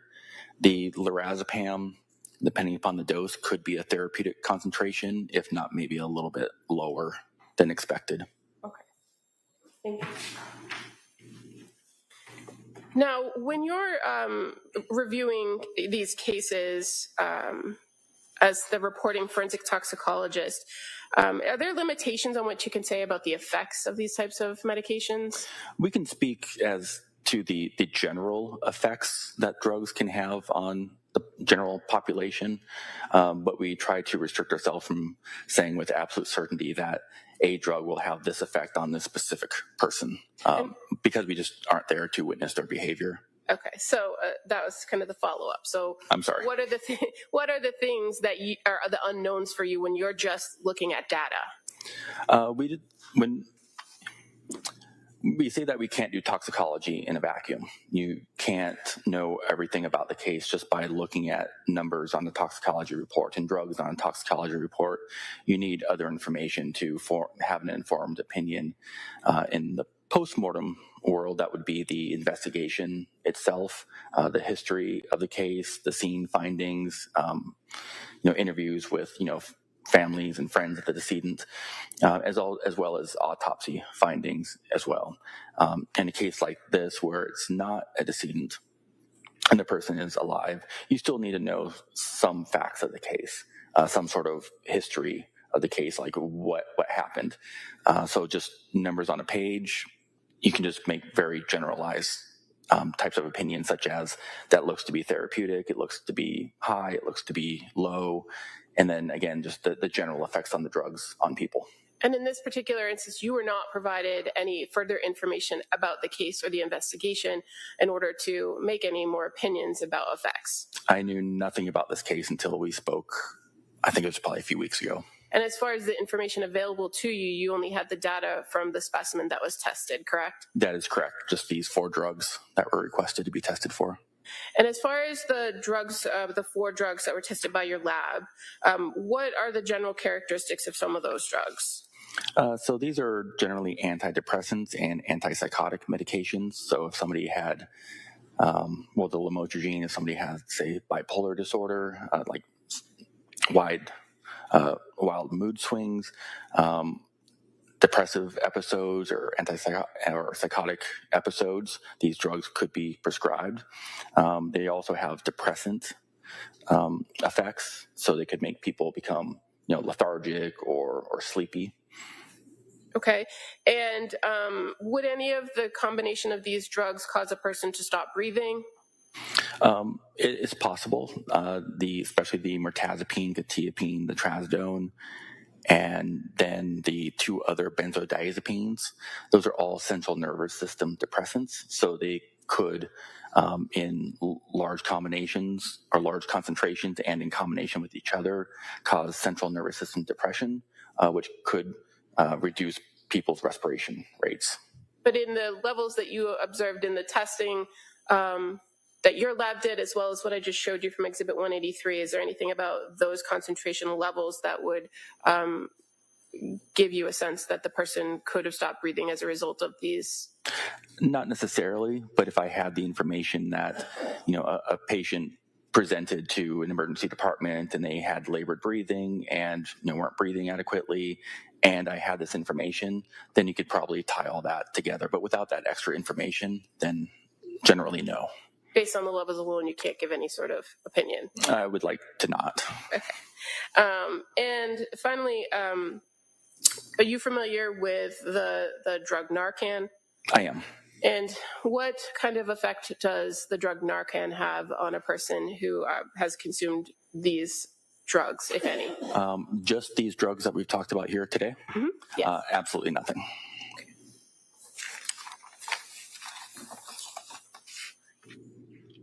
Can you explain to us why it is that Narcan wouldn't have an effect? Narcan is an opioid overdose reversal agent. It is an opioid antagonist. So it binds to the opioid receptors.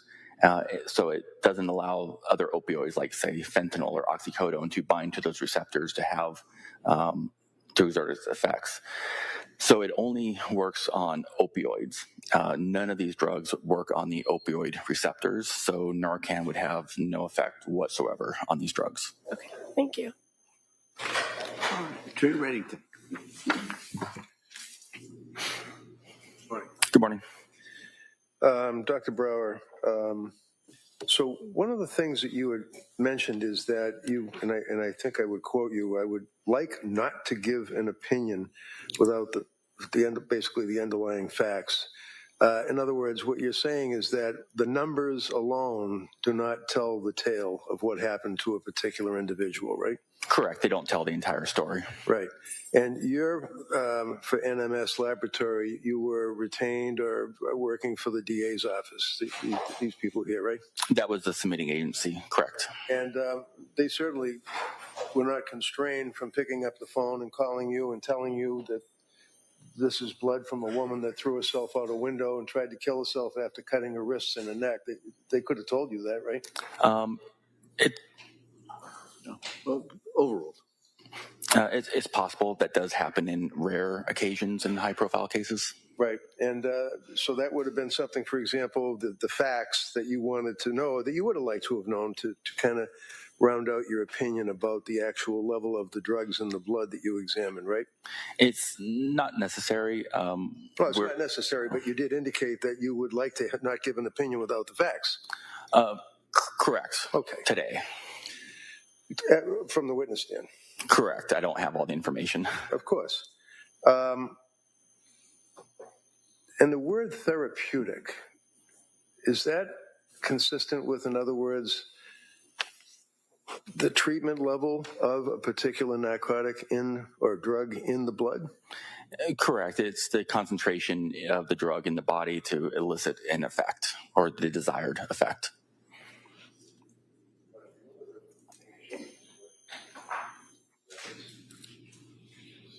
I believe.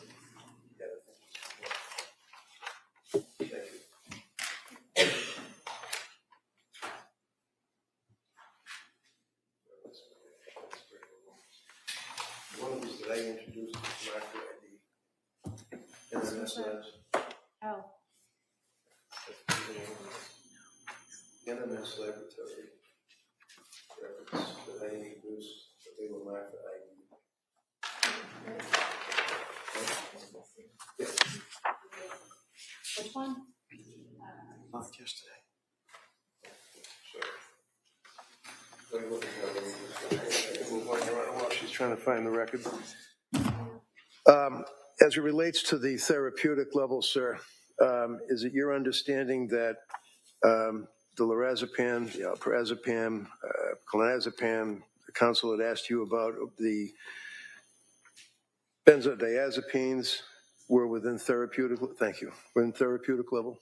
I'm sorry, I had trouble hearing you. Yeah, I'm sorry. They were within therapeutic level. I'm sorry. Could you repeat the entire question? Sure. What is lamotrigine? Lamotrigine is typically used as an anti-seizure medication and could also be used for bipolar disorder. Okay. Do you have the results for your lab in front of you? Yes, sir. Toxicology? Yeah, you can read along just so you can refresh your memory if it helps. The lamotrigine, It says 6.1. What does that mean? 6.1 micrograms per milliliter. So there were 6.1 micrograms of lamotrigine per milliliter of blood. All right.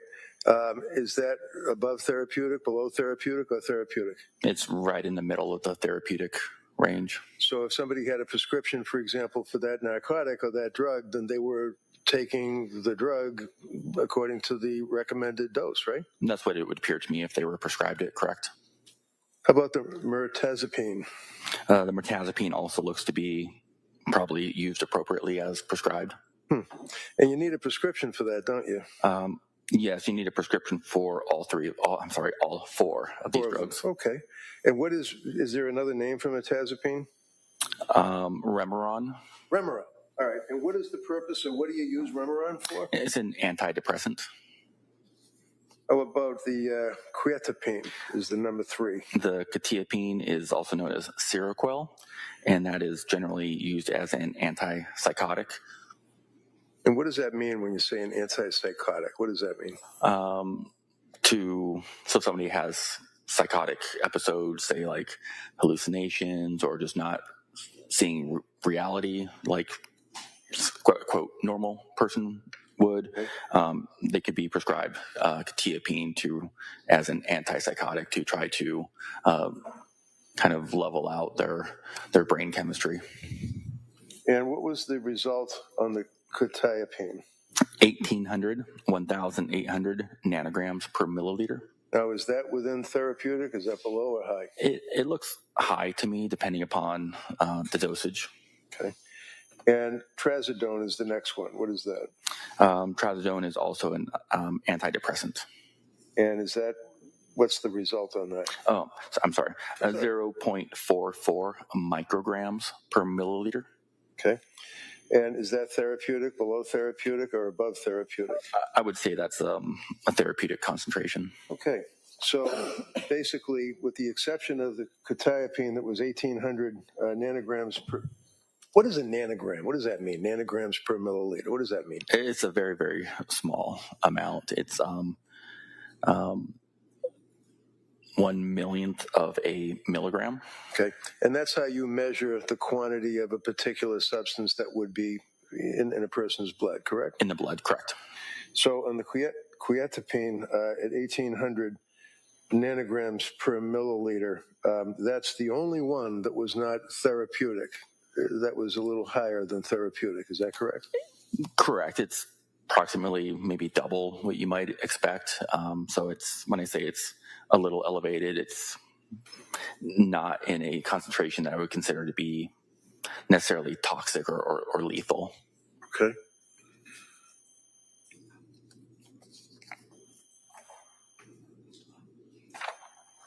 And you don't know, working for NMS labs, or whether or not a person had a prescription for these drugs, or when they got the prescription, or who gave them the prescription. You don't know that, right? I have none of that information, no. You could have known that if somebody had told you that, but you don't know it from looking at the numbers that we have here, right? Correct. It's possible if they would have given us that information. We don't always need to have it, though. Sure.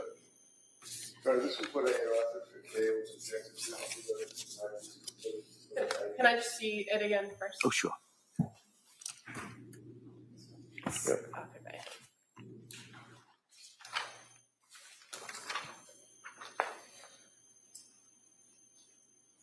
If we can just approach briefly on the issue. Yeah.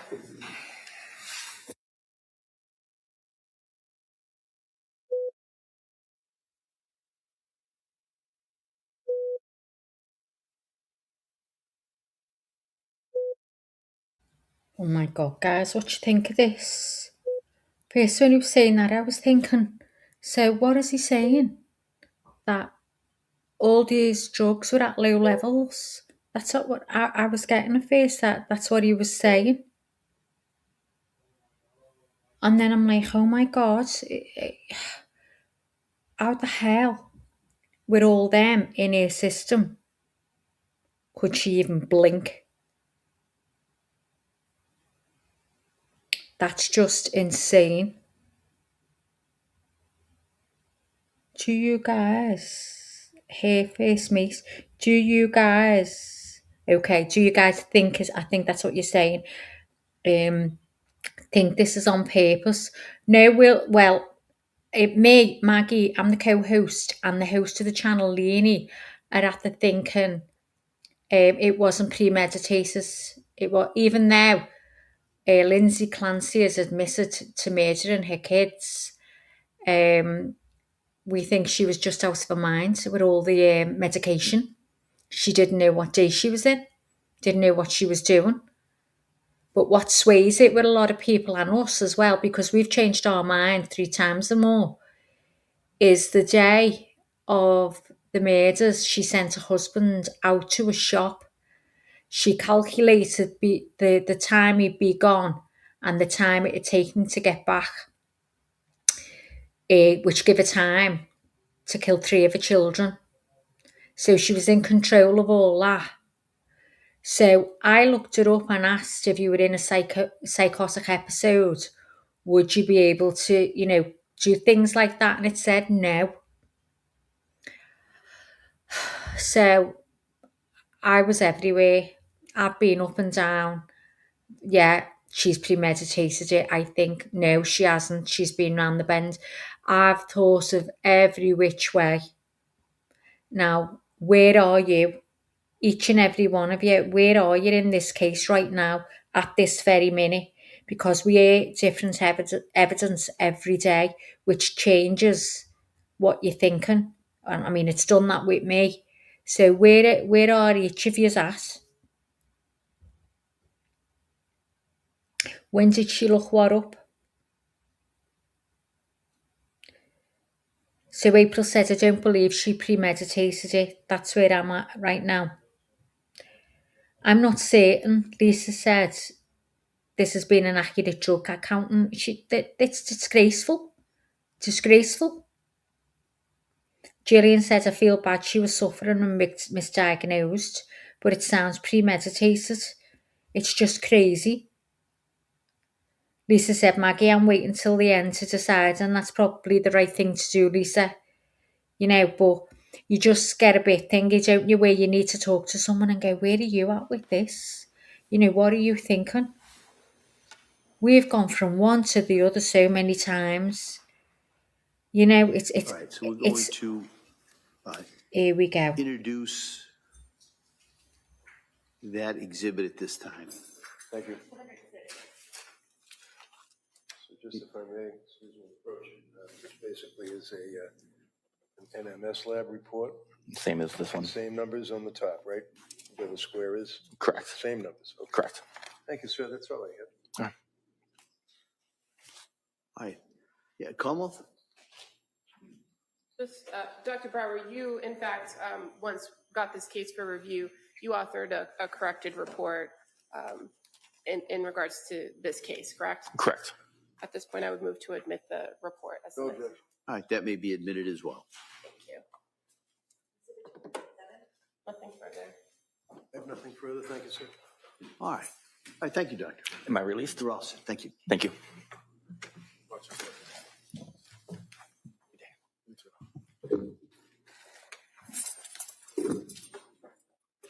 Your Honor, prior to the next witness, the Commonwealth would move to submit 4 stipulations the parties have entered into. The first being a stipulation regarding DNA known standard samples. The second being a stipulation regarding DNA evidence for the blue exercise band and the red-brown stain on the basement floor. The third being the stipulation regarding DNA evidence for the yellow exercise band and the black exercise band. And the fourth being the stipulation regarding DNA comparisons for the blue exercise band and the red-brown stain in the basement. That's right. We don't need to have all those witnesses. All right, so those stipulations may be entered as exhibits.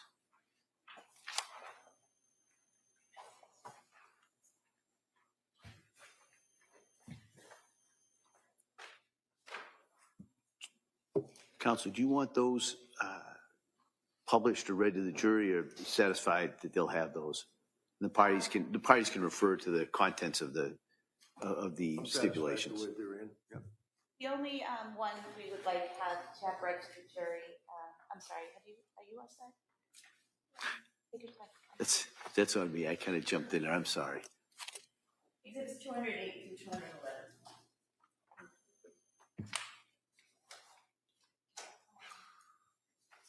Would be the exhibit 211, the stipulation regarding the comparisons for the blue band and the red-brown stain.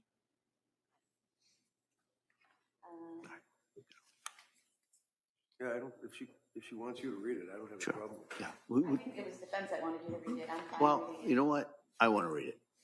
All right. So that's what we'll do. All right. So, members of the jury, remember, I think it was yesterday or the day before, I talked a little bit about those stipulations. So the same instructions. All right. These are facts that I'm going to read that the parties have agreed to that you can rely on in arriving at your verdict at the end of this case. This is one of four that was just introduced. You'll have all four of them with you back in the jury room when you're deliberating. But so let me just read this one stipulation. This doesn't mean this stipulation is any more important than any of the other ones, but the parties would like me to just read this one here. All right, so this is a stipulation regarding the DNA comparisons for the blue exercise band and the red-brown stain. It was marked A. Now, in the above captioned matter, the parties agree to the following facts as it pertains to the DNA comparisons for the blue exercise band and the red-brown stain A in the basement. Number one, forensic scientist Emily Oliver reviewed and interpreted the data relating to the question items, parentheses, item 2-4, blue exercise band, and item 3-3, the red-brown stain A from the basement floor, close parentheses, and conducted comparison analysis to the known standards in this case. Number two, the parties agreed to the following conclusions regarding comparison analysis of these items. A, item 2-4.1.1, sample from the ends of the blue exercise band. The DNA profile was interpreted as a mixture of three contributors. There are 5 individuals who have a likelihood ratio that indicates an inclusion in the profile. They are Dawson Clancy, Callan Clancy, Cora Clancy, Lindsay Clancy, and Patrick Clancy. B, item 2-4.2.1, sample from the middle of the blue exercise band. The DNA profile was interpreted as a mixture of 3 contributors. Callan Clancy is included as a major contributor. And C, item 3-3.1, sample of swabs from the red-brown stain A on the basement floor. The DNA profile was interpreted as originating from a single contributor. Cora Clancy is included as a contributor to this DNA profile. So that's the stipulation that the parties have agreed to. All right. And one last stipulation to be marked as the next exhibit, the stipulation regarding the batch work done at NMS Labs. We're not asking that this be read at this time. All right.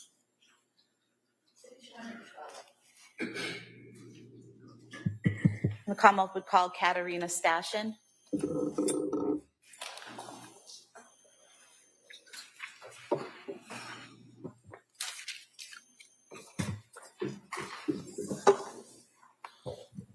Yeah, if you could hit the like, please, I'd be made up. Hit the like, and if you'd subscribe to our little channel, that would be great. Good morning. Do you solemnly swear that the testimony and the evidence you shall give before the court and the jury and the matter now having between the Commonwealth and the defendant divide shall be the truth, the whole truth, and nothing but the truth, so help you God? Yes. Thank you. You may have a seat now. Watch your step, please. Thank you. Hey, good morning. Good morning. All right. Attorney Sprague, please. Thank you, Your Honor. Good morning. Can you please state and spell your name for the record? Good morning. My name is Katerina Stashin.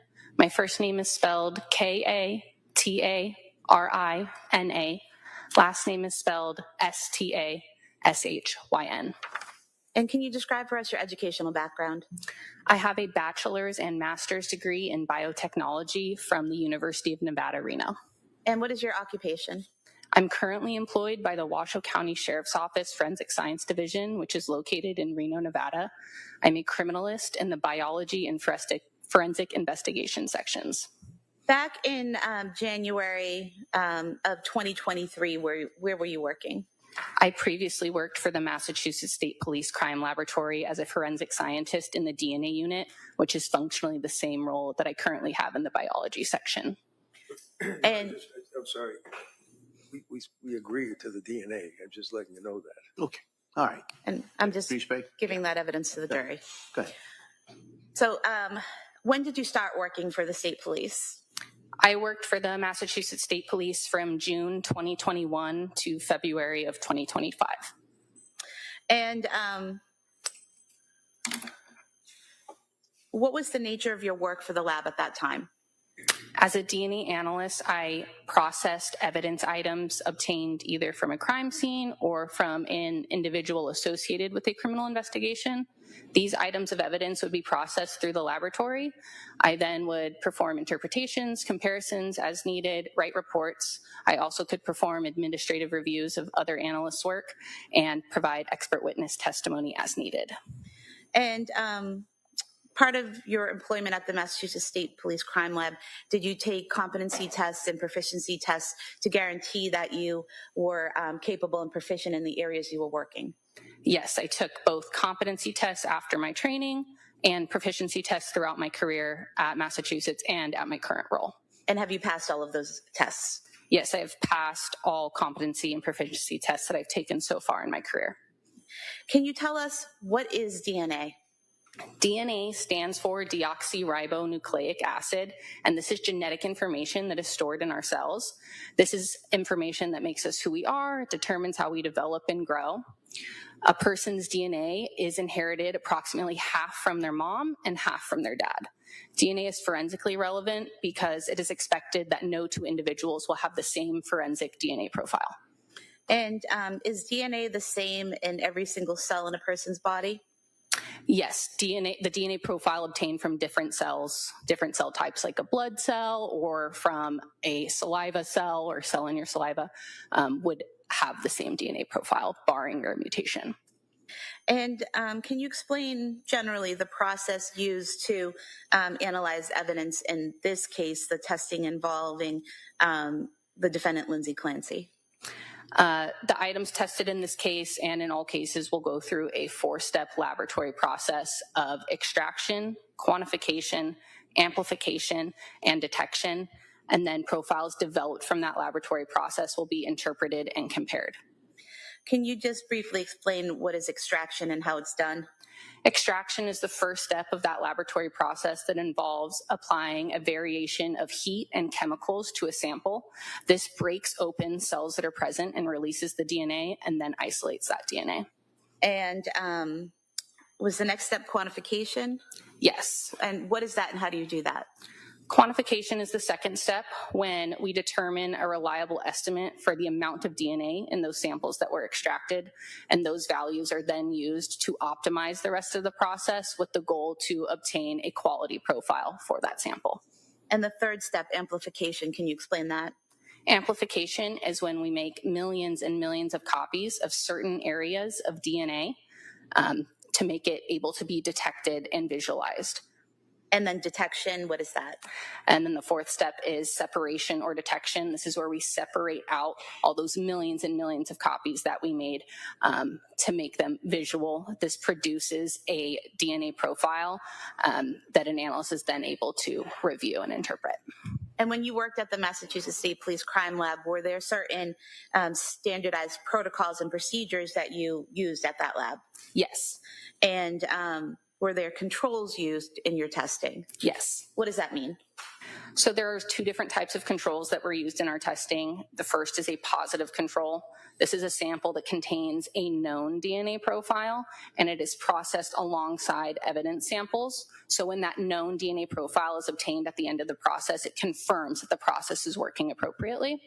The second type of control is a negative control, and this is a sample that contains no DNA that is also processed alongside evidence samples, and this is able to monitor any contamination and confirm that clean technique is used during testing. And does your work undergo a review process at the lab, or did it? Yes, all work goes through 2 stages of review, technical review and administrative review. Technical review is when another qualified analyst reviews all of the work done in the file and in the report. They confirm that all protocols were followed and that correct conclusions were drawn. And then administrative review is when another analyst reviews that file, all of the documentation and the report for overall clerical accuracy and completeness.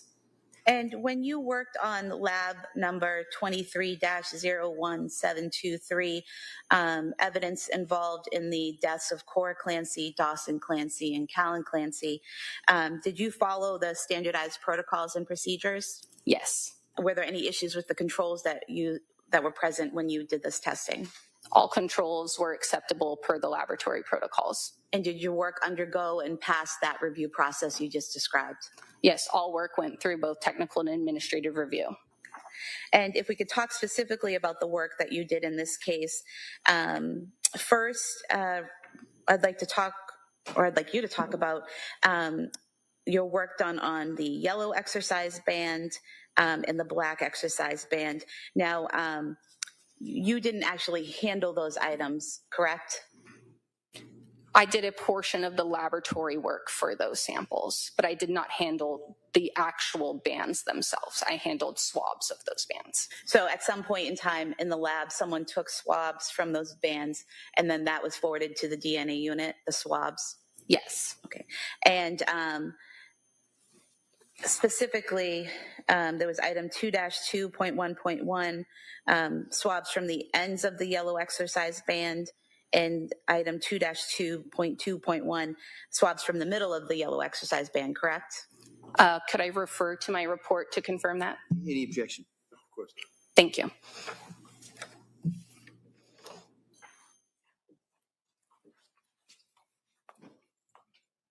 Yes.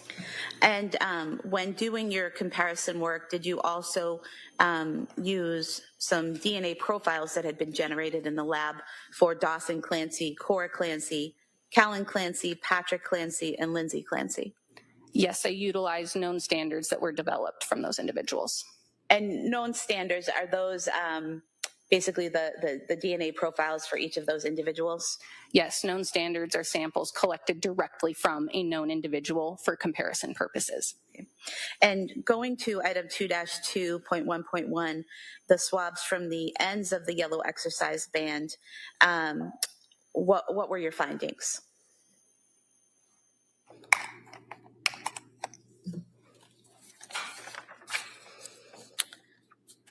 So I'm going to start with a general statement for this report as a whole. The presence of multiple first-degree relatives in a mixture DNA profile can impact overall interpretation, including the determination of the number of contributors and likelihood ratios. Relatedness was considered for the following results. For item 2-2.1.1, sample from ends of yellow exercise band located in basement office, 47 Summer Street. The DNA profile is a mixture, including male DNA. Due to the possible relatedness of low-level contributors to this profile, an alternate number of contributors was considered. First, assuming 2 contributors. The DNA profile is a mixture of at least 2 contributors, including male DNA. Contributors 1 and 2 are suitable for comparison. The DNA profile was interpreted as a mixture of 2 contributors. The DNA profile from this item is at least 1.7 non-nillion times more likely if it originated from Dawson Clancy and an unknown individual than if it originated from 2 unknown unrelated individuals. This provides support that Dawson Clancy is included as a contributor to this DNA profile. Cora Clancy, Callan Clancy, Patrick Clancy, and Lindsay Clancy are excluded from this DNA profile. Assuming 3 contributors. The DNA profile was interpreted as a mixture of 3 contributors. Contributor 1 is suitable for comparison. Due to limited information and possible relatedness of contributors, contributors 2 and 3 are not suitable for comparison. The DNA profile from this item is at least 920 octillion times more likely if it originated from Dawson Clancy and 2 unknown individuals than if it originated from 3 unknown unrelated individuals. This provides support that Dawson Clancy is included to this DNA profile. Cora Clancy, Callan Clancy, Patrick Clancy, and Lindsay Clancy are excluded from contributor 1 of this DNA profile. I'm going to ask you a few questions about what you've just told us.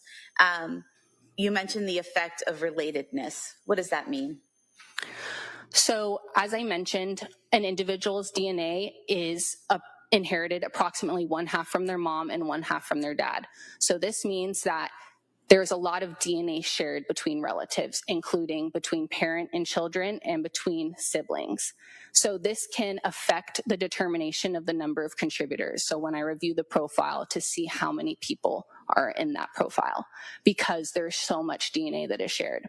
So taking that into account, I did 2 different interpretations, first assuming 2 contributors and the second assuming 3 contributors, again, just due to the complexity of relatedness and its effect on this profile, especially low-level contributors. And would it be correct to state that when there is this level of relatedness where you have 2 parents and 3 siblings, that you can have false exclusions? If there is an under-assignment of the number of contributors, meaning that the number of contributors is incorrectly assigned lower than it actually is, which is a possibility with relatedness because you're working with less information because that information is shared, the under-assigning could lead to false exclusions of true contributors. Could you also miss some people to include? Due to the effects of relatedness, it could be difficult to determine number of contributors simply because so much information is shared. Therefore, it is more complex when assigning this number. And for item 2-2.1.1, the ends of the yellow exercise band, whether you considered 2 contributors or 3 contributors, both of your findings find that Dawson Clancy was a contributor, a potential contributor. Both propositions, either 2 contributors or 3 contributors, had high inclusionary stats for Dawson Clancy, correct. Okay. What's a nonillion? A nonillion is a very large number. Do you know how many people are on Earth? I know it's... This is typical DNA gobbledygook at this point, Judge. I object to his objection. That's ridiculous. Yeah, Go ahead. they're going to talk You can about ask. non-millions and how many. Counsel, can I see you over at sidebar?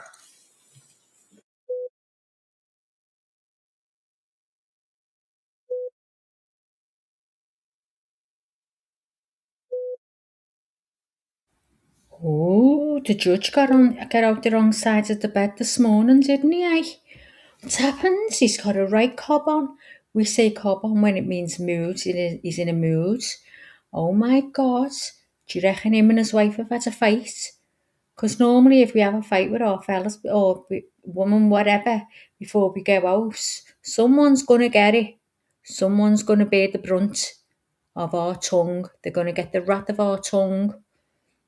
So what's going on with this judge? What do you think? With all this DNA gobbledygook? Oh, gobbledygook. I say that all the time. Stop talking gobbledygook. You know when my son and my husband are talking about things to do with IT stuff, I'm like, oh my God, what the hell are they talking about? Thank you, Your Honor. It is. 1.7 nonillion. Is that more than there are people on the Earth? That is more individuals that are on the Earth, but I would like to clarify that a likelihood ratio is not a random match probability or a rarity of that profile. A likelihood ratio is a ratio that describes the probability of observing the DNA profile if a certain person is included versus the probability of observing that DNA profile if a certain person is excluded or if it is another unknown, unrelated individual. And you said nonillion is a very high number, correct? Yes, that's a very large number in my opinion. So it's a very large probability that Dawson Clancy is a contributor to that mixture. It is a large likelihood ratio that provides support for the inclusion of Dawson Clancy to the profile. And then going to item 2-2.2.1, the swabs from the middle of the exercise band, what were your findings for that? The DNA profile was interpreted as a mixture of 2 contributors, including male DNA. The DNA profile from this item is at least 1.5 nonillion times more likely if it originated from Dawson Clancy and an unknown individual than if it originated from 2 unknown unrelated individuals. This provides support that Dawson Clancy is included as a contributor to this DNA profile. The DNA profile from this item is at least 3.6 million times more likely if it originated from Callan Clancy and an unknown individual than if it originated from 2 unknown unrelated individuals. This provides support that Callan Clancy is included as a contributor to this profile. The DNA profile from this item is at least 1.4 billion times more likely if it originated from Patrick Clancy and an unknown individual than if it originated from 2 unknown unrelated individuals. This provides support that Patrick Clancy is included as a contributor to this DNA profile. Cora Clancy and Lindsay Clancy are excluded from this DNA profile. The mixture DNA profile from this item is consistent with having originated from 2 individuals. There are 3 individuals who have a likelihood ratio that indicates an inclusion. Though there is support for the individual inclusions of Dawson Clancy, Callan Clancy, and Patrick Clancy to the mixture DNA profile, under the stated assumptions, these individuals cannot be present in the mixture together. Assuming 1, 2 contributors, and 2, Dawson Clancy is one of the contributors, Callan Clancy and Patrick Clancy cannot be present in the mixture together. Support for inclusion may be impacted by mixtures which contain relative, especially first-degree relatives. Refer to the independent inclusionary statistics above. So this swab from the middle of the yellow exercise band, you stated was a mixture of 2 contributors, 2 people, correct? Yes, I determined using my training and experience that the profile was a mixture of 2 contributors. And then you had 3 possible contributors, Dawson, Callan, and Patrick, for the 2-person mixture. So is it accurate that that relatedness issue was having an effect on those on that data or that result? Yes, relatedness of potential contributors was having an effect on this profile, and that is because so much DNA is shared between potential contributors. And what you stated at the end, that if Dawson Clancy is one of the contributors, then Callan Clancy and Patrick Clancy cannot be present together in that mixture, correct? Correct. And Dawson Clancy was the one who had the 1.5 nonillion times more likely if it originated from him, correct? Yes, the likelihood ratio for Dawson was 1.5 nonillion. And would it be accurate to state that with male relatives, they share the same YSTR profile? Yes, male relatives will share the same YSTR profile, barring rare mutation, but YSTR analysis was not done in this case. Okay. And does that fact, when you have male relatives, does that affect the relatedness complications of your evaluation? The fact that they're male doesn't necessarily have an effect, but just in general, relatedness has an effect in this case because so much DNA is shared between potential contributors. And then going to item 2-3.1.1, the swabs from the ends of the black exercise band, you found that that sample was a mixture but wasn't suitable for comparison, correct? Correct. And what does it mean to be not suitable for comparison? I'll read the statement in the report and then I'll clarify as needed. The DNA profile is a mixture, including male DNA, and is not suitable for comparison due to the complexity of the profile, the possibility of at least 5 contributors, and the relatedness of potential contributors. So was it not suitable for comparison because there were so many potential contributors and many of them who were related? Yes, there was multiple factors that made this profile not suitable. Relatedness was definitely one of those factors, and per laboratory protocols and validation, if there is any indication of a 5th contributor or more, a profile is not suitable for comparison due to limitations of our technology and software used. Okay. So basically, if you're examining a profile and it looks like there's 5 or more, your work stops because of the limitations of your equipment. Correct. And then going to item 2-3.2.1, the swabs from the middle of the exercise band, what were your findings there? The DNA profile was interpreted as a mixture of 3 contributors, including male DNA. The DNA profile from this item is at least 870 trillion times more likely if it originated from Dawson Clancy and 2 unknown individuals than if it originated from 3 unknown unrelated individuals. This provides support that Dawson Clancy is included as a contributor to this DNA profile. The DNA profile from this item is at least 1.6 nonillion times more likely if it originated from Cora Clancy and 2 unknown individuals than if it originated from 3 unknown unrelated individuals. This provides support that Cora Clancy is included as a contributor to this DNA profile. The DNA profile from this item is at least 2,600 times more likely if it originated from Callan Clancy and 2 unknown individuals than if it originated from 3 unknown unrelated individuals. This provides support that Callan Clancy is included as a contributor to this DNA profile.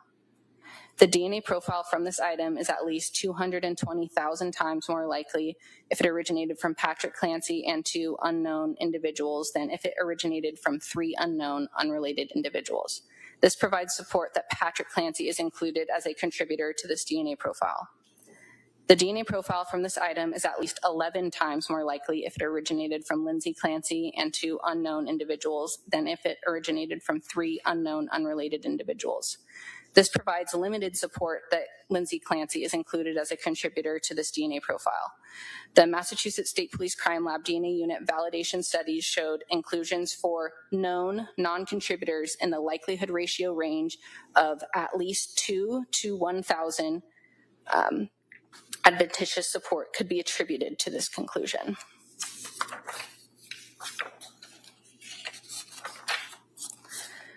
The mixture DNA profile from this item is consistent with having originated from 3 individuals. There are 5 individuals who have a likelihood ratio that indicate an inclusion.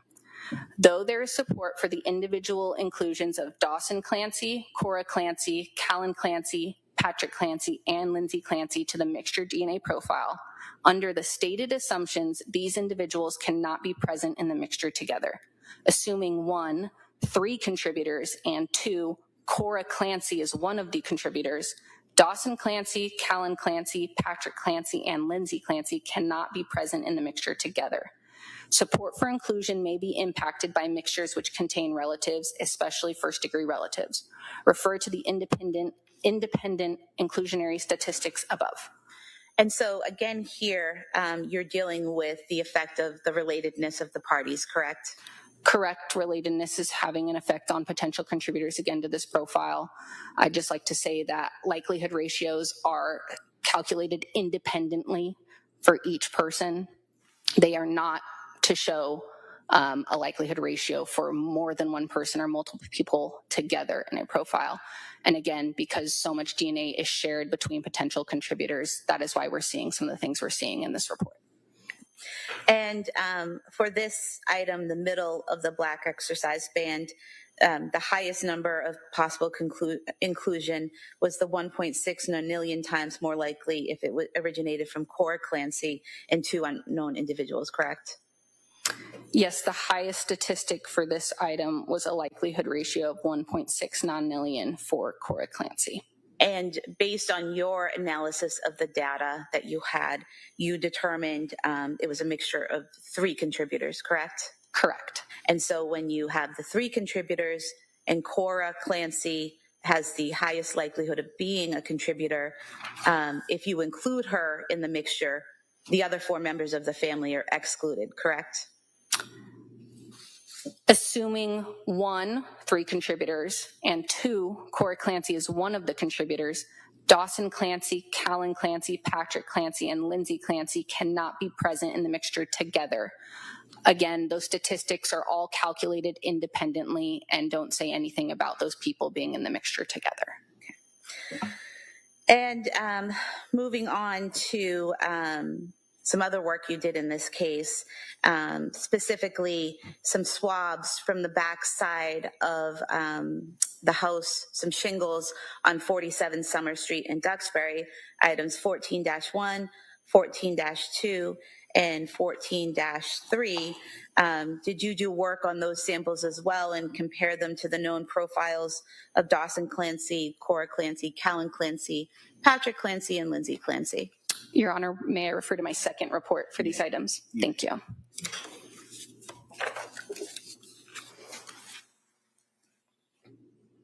Yes, I did work on those items in my second report.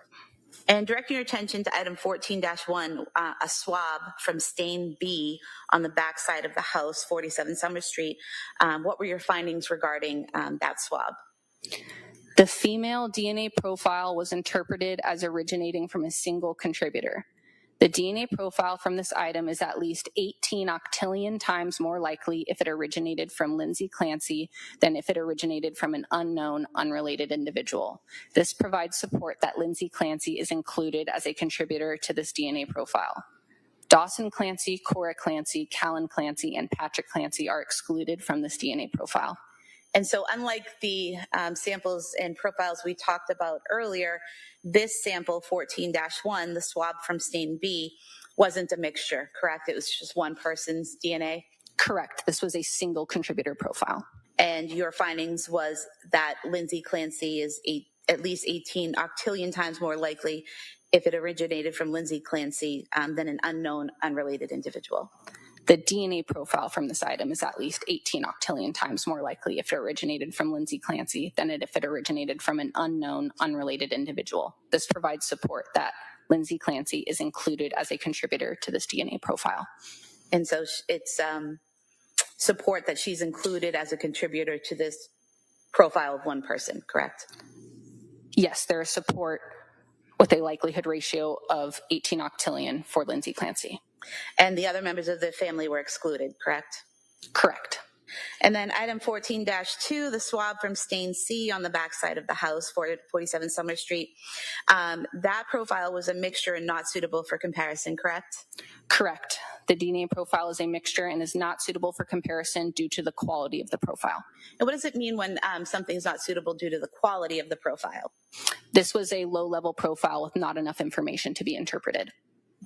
Do you have to have a certain level of information in the data to make findings based on your protocols and procedures at the lab? Yes, there are protocols and procedures that determine how we can determine our number of contributors, and therefore if there's not enough information, a profile is not suitable for interpretation or comparisons. And then item 14-3, the swab from stain D on the back of the home, 47 Summer Street. What were your findings for that swab? The female DNA profile was interpreted as originating from a single contributor.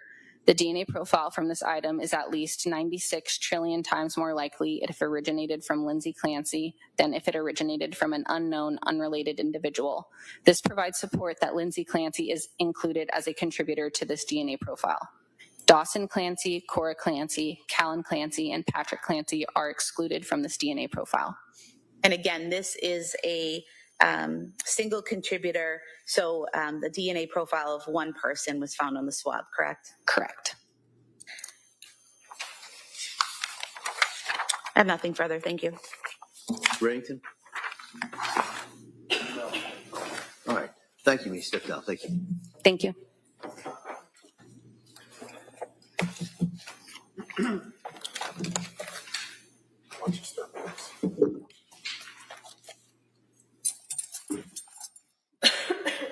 The Commonwealth would call Elaine Rossi as its next witness. Thank you.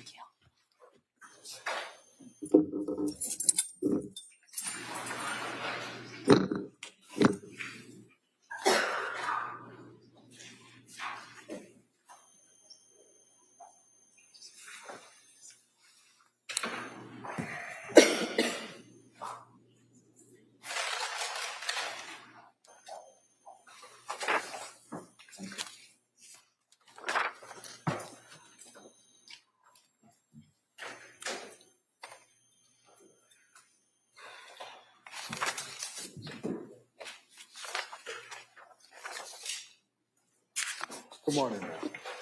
Please stop right there. Raise your right hand to the clerk, please. Good morning. Do you solemnly swear that the testimony and the evidence you shall give to the court what kind of between the court and the law and the Stop right there, please. Good morning. Good morning. Thank you. All right. Counsel. Thank you. Good morning. Good morning. Could you please tell the jurors your first and last name? My first name is Elaine Rossi, Can you spell your last name for the record? Rossi. And what city or town do you live in? I live in Kingston. What do you do for work? I'm a nanny How long have you been a nanny? for about 15 years now. In July of 2022, did you become familiar with the Clancy family? I did. And how did you become involved with their family? I answered a Facebook advertisement seeking a part-time nanny position. And who posted that advertisement? Lindsay did. And did she respond to your message? I responded to her message. Right. And so you said you were interested, right? I did. And then did she respond to you? She did. So did you have then communication back and forth with her about possibly taking on a nannying position for their family? Yes, we did. Okay. That was on July 22nd of 2022 that initial back and forth occurred, correct? Correct. And as a result of your initial communication with her, did you end up setting up a time to come meet their family? We did. And how did that happen? Where did you meet them? I met at their residence in the backyard of their home. And that would be 47 Summer Street in Duxbury? Correct. And when you went to their home, were you able to meet the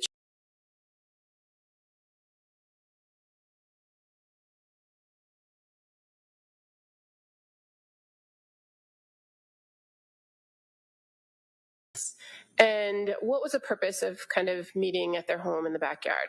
It was to get familiar with the kids, just for an introductory meeting. I got to hold Callan and play with Cora and Dawson a little bit and talk to Lindsay and Patrick. And so at that time, Cora was 4, right? Yes. And Dawson was 3. Yes. And Callan was an infant. Yes. Now, as a result of your kind of interview or interaction with them, what eventually happened with your relationship with the Clancys? Did you become their nanny? I did. And did you communicate with Lindsay about what the expectations of the job were going to be? I did. So what was your role or your expectations of the role? My role was to take care of Callan when she went back to work. Okay, and did you know when that was expected to happen? I believe right around Thanksgiving. And did you start working for them prior to that? Prior to November? Yes, I did. I started first week in September of 2022. And so while the original terms were for you to primarily watch Callan, did you take on a slightly different role in between September and November? I did. And so what were the responsibilities, or what did the Clancys ask you to do for the family during the time of September through essentially when you stopped working for them? It was to get to know the family, to get to know how they worked as a family, to get to know their schedule, and essentially mostly to take care of Callan. Occasionally, Cora and Dawson would be home, and I would interact with them as well. So going into it, you knew that you would sometimes be spending time with Cora and Dawson. Yes. But to your understanding, were they at the home all the time? No, they were at school. And other than caring for Callan, did you agree to take on some other responsibilities in the household? I did. And what were those responsibilities? It was food prep, light housekeeping, laundry, things like that. Was that something that you offered to do as part of your services, or were you asked to do it? I offered initially. I said those were things I did as a nanny for previous families. And what was your expected schedule going to be for the Clancys? It was 3 days a week. I believe it was 8:30 a.m. to 1:30 p.m. Okay. And was the 3 days a set schedule, or was the expectation that it might change? Initially, it was set, and then it changed. As far as your original expectation, fair to say, you were originally asked to do Monday, Tuesdays, and Thursdays? Correct. And then as you started working for them, you were asked to kind of adjust some of the days? Yes. And was that something that you could do? If I could, I would. And how about the time? You said from 8:30 to 1:30. Were the times flexible too? Yeah, sometimes it was 9 to 1:30. That was about the only difference. Okay. It was about a half hour. And how would you communicate with Lindsay? So we communicated via text a lot. Lindsay also had a notebook in her kitchen that we communicate. Oh, she would leave notes for me for the activities or the instructions for me for the day. Okay. And you said, the week of Labor Day. That was your first week with the Clancy family, right? And primarily during that week, did you care for Callan? Yes, I did. Did they come to call you something particular as far as like a nickname? They called me Lainey. Okay. And that was something the kids called you as well as Patrick and Lindsay? Yes.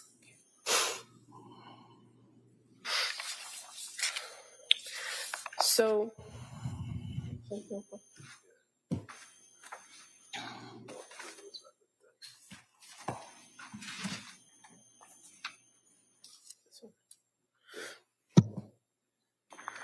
I'm going to just show you what's been marked as Exhibit 150. Okay.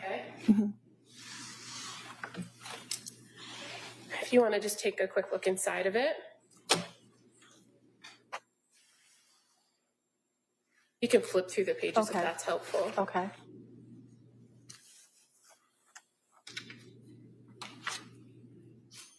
Does the handwriting in that notebook look familiar to you? It does. And fair to say there's two different handwritings, right? Did you come to know one of the handwritings as Lindsay's handwriting? I thought all of it was Lindsay's. Okay, but as far as the second set of handwriting, do you recognize? Oh, it's mine. Okay. I'm sorry. No, it's okay. And so is this the notebook that you would kind of communicate with her back and forth about Callan and his schedule? It is. And fair to say she left you pretty detailed instructions She did. on his care. Yes, she did. And you were aware that she was very particular about sleep and food and keeping on a schedule, right? Yes. And so that's the purpose of this notebook. Yes.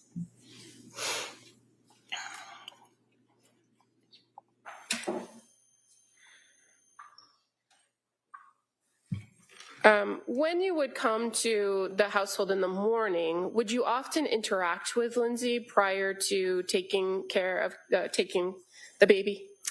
Sometimes if she was there, I would interact with her. Some mornings she wasn't there.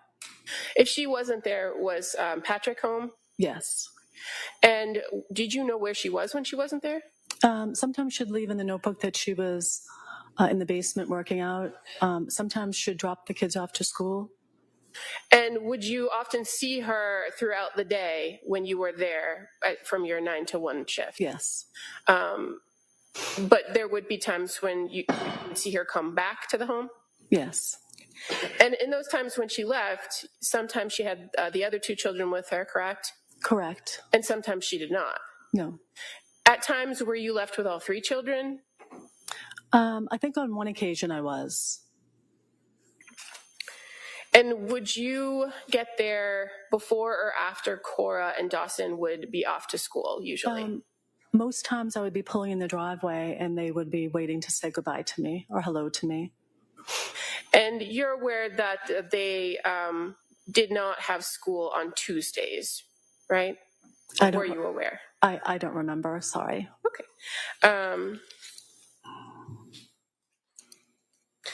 When you started working for the Clancy family, was there conversation with Lindsay about Callan not taking a bottle? I don't remember that. Did you often feed him a bottle when you were caring for him? I did. And do you recall at one point that you actually videoed Callan taking a bottle and sent it to Lindsay? Oh, yes, I did. Okay. Yes. And that would have been on September 9th, correct? Yes. At this point, Your Honor, I'd like to just play a short video. Really, I object. I don't have let the jury see the video. Could I see?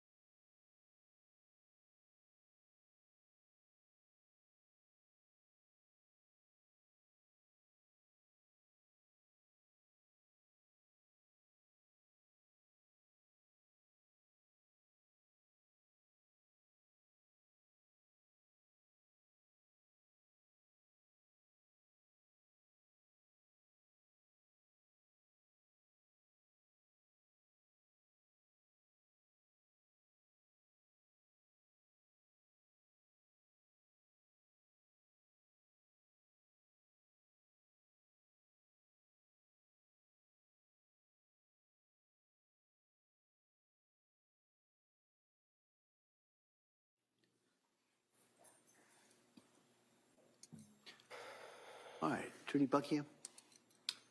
Your Honor. Oh. You love your Baba? He's loving it.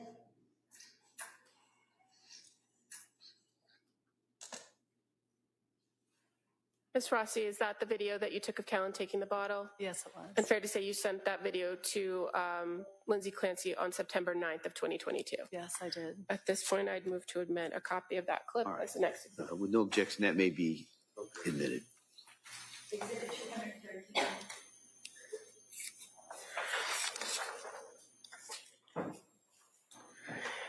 In your care of the children, were you ever permitted to take them outside of the household, like to the park or the library or anything? I took Callan for a walk on one occasion, and I took Cora and Dawson to a tumble fun gymnastics class. Okay. And that would have been in October of 2022 that you took Cora and Dawson, correct? When you went to Tumble Fun, what is that? It's a toddler, like, gymnastics place, indoor gymnastics place. Did you only take Cora and Dawson, or did you also take Callan? Just Cora and Dawson. Okay. And why was it that you took them on this particular day? Lindsay had mentioned to me that they had tumble fun, but they wouldn't be going because she couldn't drive. Okay. So I offered to take them. Did she tell you why she couldn't drive at that time? She didn't. So you took them, did you drive her car or your own car? I drove her car. And you were able to bring them home, correct? Correct. Did you notice anything different when you came back to the home on that day? I didn't. During the course of the time in which you were at the Clancy's house, fair to say from September to early December is the time that you were there, 3 days a week? Yes. Did you come to find out that Lindsay was having some issues? I did. Did she talk to you about that? She did. And what did she tell you about her issues? She shared with me that she was suffering from postpartum. Now, when she shared this information with you, had you noticed anything different about her demeanor or her presentation around the house? I didn't at all. Had her trips out of the house when you were there stopped or decreased during that time period? No. And did she tell you that at that time that she was seeing some doctors? She did. What about medication? Did you have any conversations with her about her taking medication during that time period? I think we talked about she was going to stop a medication because she was trying to stop nursing. That she was going to stop medication or she was going to start medication? I think she was trying to stop something because she was going to, I'm sorry. That's okay. Take your time. She was not going to nurse Callan anymore because she was going to be starting a new medication. Did she ever give you any details about the medication? She didn't. Do you recall seeing prescription bottles around the house? I did. Did you ever learn from Lindsay that she had gone to the emergency room in November of 2022? No. How about going to the emergency room in December of 2022? No. Did anything about your arrangements with coming on the 3 days, caring for Callan and sometimes Cora, did any of that ever change because of what she reported to you about having postpartum? Only at the end of my time with them. Okay, we'll get there in a second. But did you have the occasion to observe her interacting with the children? I did. And did you have any concerns about her interacting with the children? None at all. She was a wonderful mom.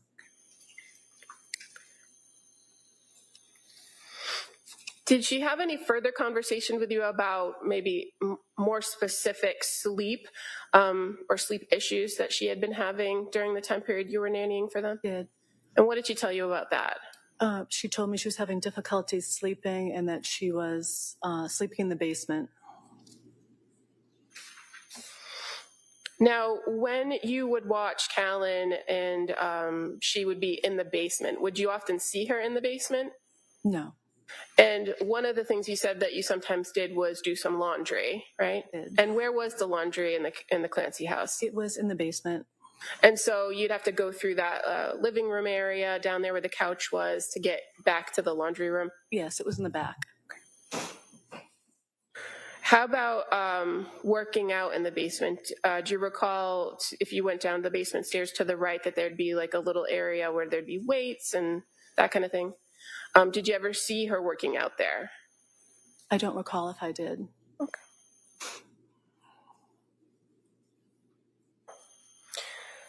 As far as the medications, do you recall where you observed the medications in the house? Yes, they were in to the right of the refrigerator, I believe in a cabinet. And you had to go into the Clancy, Patrick and Lindsay's bedroom, right? I did. Fair to say Callan's crib was in there. It was. So do you recall ever seeing medications in the bedroom? I didn't. Now, you had mentioned that you knew Lindsay to be going back to work in November, correct? Were you advised, or did you know that she was originally scheduled to go back in October, but then bumped it back to November? I didn't know that. But as you began working for them, that November date was in mind, right? Yes. Moving to Thanksgiving of 2022, did something change about the plan for her to go back to work? Yes, I came in, I think it was a few days after Thanksgiving, maybe the day after Thanksgiving, and Lindsay was in the kitchen, and I had expected her to be asleep. Why was that? Because I thought she was working that shift, that Thanksgiving shift. And she told me that she wouldn't be going back to work. And was there any further conversation of what the plan was for you and the family during that time period? No, I think I mentioned if she wasn't going back to work and that if they didn't need me, if they could let me know. Okay. And so do you recall being at the home at one point where Patrick and Lindsay left the house and came back? Yes. Can you tell us about that interaction? Of course, Patrick and Lindsay went for a walk, and when they returned, I was in the living room on the floor with Callan, and they came in and told me that they would have to let me go because Lindsay would not be going back to work, and the two of them would be home to care for the children. Okay.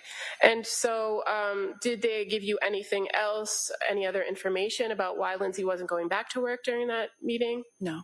Okay. And did they give you some time to kind of make other arrangements after that? They did. I believe they gave me 2 weeks. And during that time after Thanksgiving, did you have the occasion to see Lindsay interacting with the kids in the home? I did. And was anything about your observations of her different? Nothing.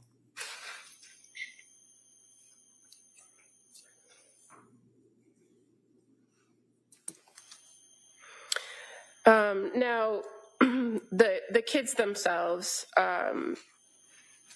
you had the occasion to spend some time with Cora. And how would you describe Cora? Oh, Cora was a girly girl who loved her babies very much. She was very sweet, and she loved arts and crafts and loved playing with her Fresh Mart, which was a little children's supermarket. She was lovely. And Dawson, how about him? How would you describe him? Dawson was full of energy, rambunctious, funny, silly. Did you ever have any problem watching Dawson or keeping him under control? Or not at all. I was only with him on a handful of occasions. Did you ever see Dawson kind of interacting with his siblings, with Cora or with Callan? I did. And did you see anything, or could you tell us a little bit about Dawson's interactions with them? Cora and Dawson played well. There was one occasion in the kitchen where they were playing, and I think Cora took one of his Play-Doh, something, he was playing with Play-Doh, and his reaction, he was frustrated, and he reached out and slapped Callan. Now, were you alone with the kids during this interaction, or was Lindsay present too? Lindsay was, I think, in the kitchen at the same time.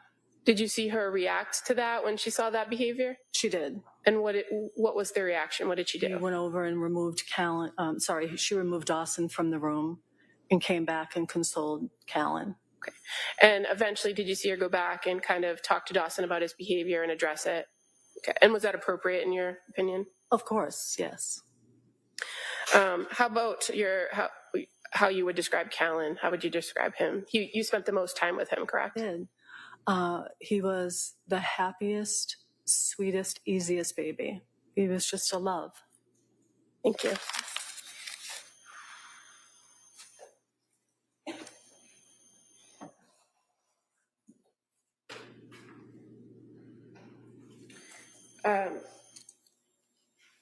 If Lindsay had told you in one of these exchanges, and again, you exchanged mostly either in this notebook or via text, right? Correct. If she told you about working out, do you know if she wasn't in the basement where she would go to work out? I think it was the Kingsbury Club. Okay.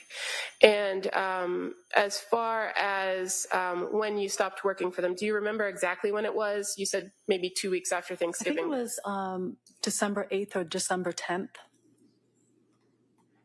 And in the time that you were with the Clancys in their households, caring for their kids, interacting with Patrick and Lindsay, did you ever have any concerns that the children were not safe?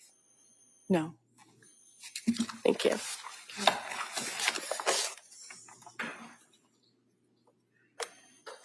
All right, Cross.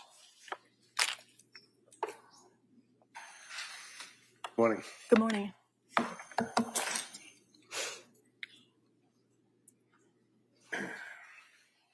So you first met Lindsay and Patrick and the kids in, was it July of 22? Yes. And then you were hired, obviously, and you then took over as a nanny. Yes. You got a lot of years of experience as a nanny, don't you? I do. And this was that you wanted to kind of pick up some more hours, and that's why you fortunately reached out to the two of them and ended up taking care of those kids. So from July until, what was it, November after Thanksgiving, or was it early December that they had the walk, and then they came in and told you that she was going to Early December. Early December. And you all left on good terms, right? Oh, wonderful terms. Yeah. I mean, you guys stayed in touch with each other. You texted them Christmas, things of that nature, right? I did reach out to Lindsay to wish her a Merry Christmas. Did she respond? She did. Would you agree that on March 1st of 2023, the state police interviewed you for about a half hour or longer about your observations of the Clancy family? Yes. Do you recall that the trooper, were there one or two of them, if you remember? I believe there were two. Yeah. Do you recall the trooper asking you questions about your observations of the Clancy family with particular focus on Lindsay? They were asking you about how well you knew her, what you thought of her, what she did as far as a mother in your presence. I'm sorry, I can't really hear you. I apologize. They wanted to know what kind of a mother she was, right? Yes. And you were able to respond to that, right? I did. They also wanted to know any observations that you had about her use of prescription drugs, right? Yes. And you were forthcoming on that as well, right? They also wanted to know whether or not you observed or she made any statements about any symptomology or symptoms that she might have been having that were causing her difficulty, right? Yes. Do you recall indicating to the troopers that, in your opinion, that she was a loving and a doting mother? Yes. Can you tell the jury what that means? I mean, what did you observe about what did you observe about her as a mother interacting with her kids? I observed a wonderful mom who loved her kids, she was very concerned with their safety. She was very concerned with Callan's eating and sleeping. She was a wonderful mother. And the district attorney asked you questions about what apparently is Exhibit 150 in this case. And that's the book that she would write notes to you on, and then you would on occasion write notes back to her. Is that right? Yes. So when the district attorney asked you to identify her writing, so like also there were like photographs like that in the book as well, right? Mm-hmm. You know who would draw that? Would she draw that, or would you draw that? I think I drew that. You do that one? Yeah, I think so. And for example, Thursday, September 29th, it says Callan last fed time Put him down for a nap at 9:35 with a smiley face. We will be home. Clean the clothes in the dryer if you get to it, and then Kellen up at 10:45, and then some scribbly mark on the bottom. That's an indication of the type of notes that she would leave for you. Correct. Would she also leave notes for you to the effect of cutting up sweet potatoes and cutting up celery and things in 1-inch squares so that the kids to eat? Yes, food prep, yes. Did you find that to be overbearing or Well, not at all. you didn't find that to be controlling, that she was trying to exert a control over you, did you? Not at all. Felt that was appropriate for her to tell you about the cutting up of the vegetables and squares and things? Yes.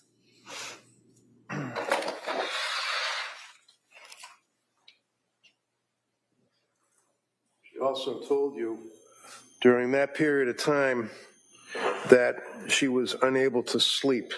Isn't that right? Correct. Told you that lack of sleep was becoming a significant impact on her life, and that she had to see doctors and was on medication for that, right? Correct.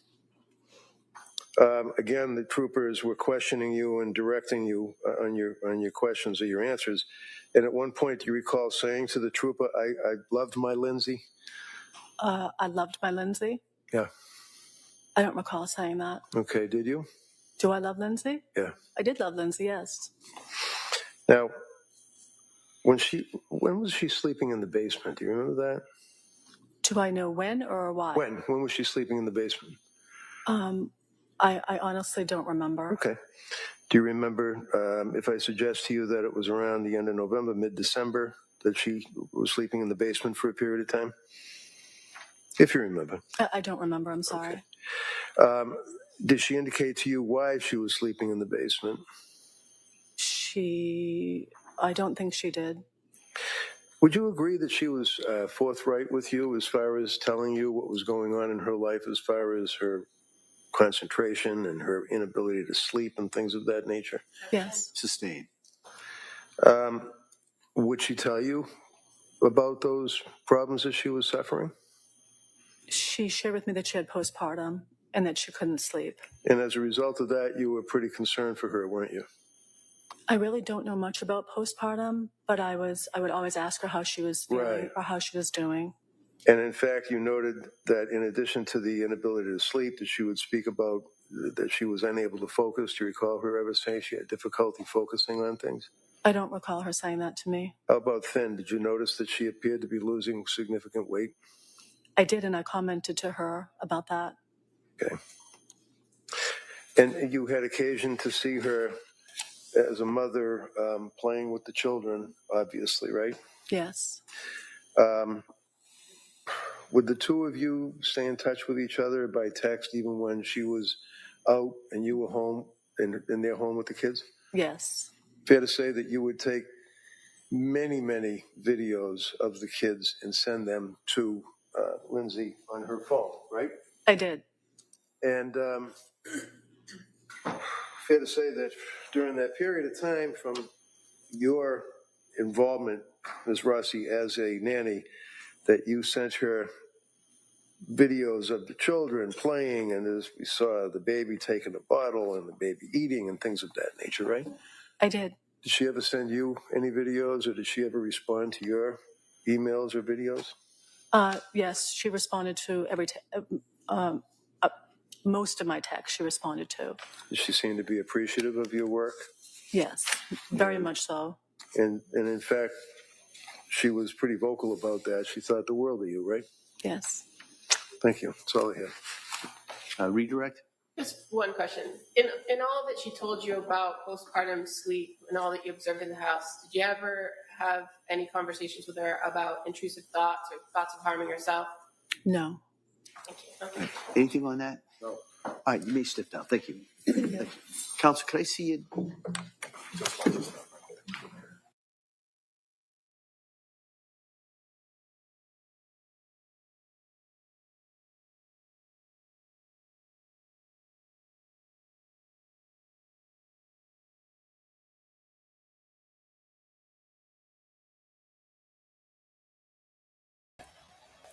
Guys, Lillian is an adult. She hasn't been busted. Lou just done a good thing by checking the account, which is full of children's videos, but it's Lillian's kids that use their YouTube. So Lillian is an adult. Okay, there you go. And I hope you can hear me this time, because I never added myself to the panel from before when it went off. I had to go and fix it, so I took myself off. Oh, I'm not in my right mind. I'm doing everything wrong. No, it's okay, Linda. It's okay. We're all wrong in here at one point or another. No worries. No worries at all. But good spot there, Lou. You've got a very what is it? Very good eye, sharp eye. I wouldn't have had a clue. What's going on now? I don't know.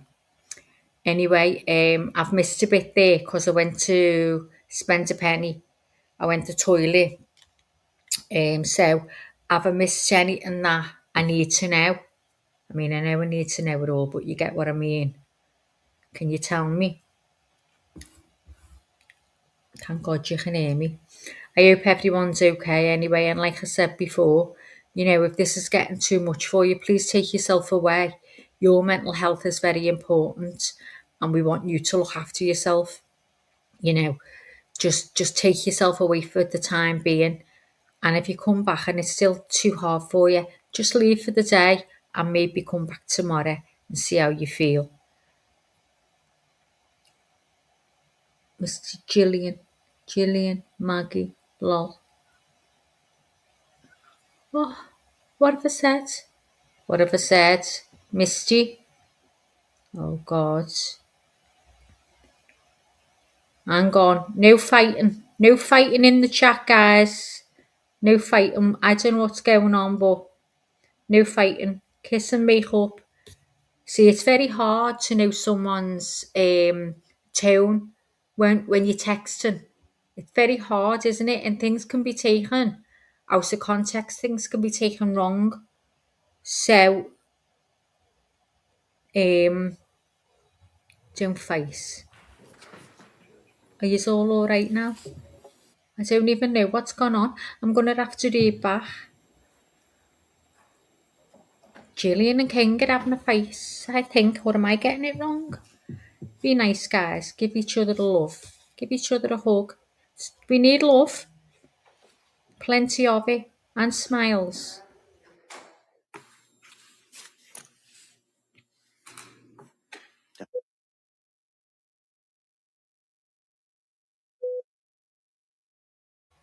Okay, King.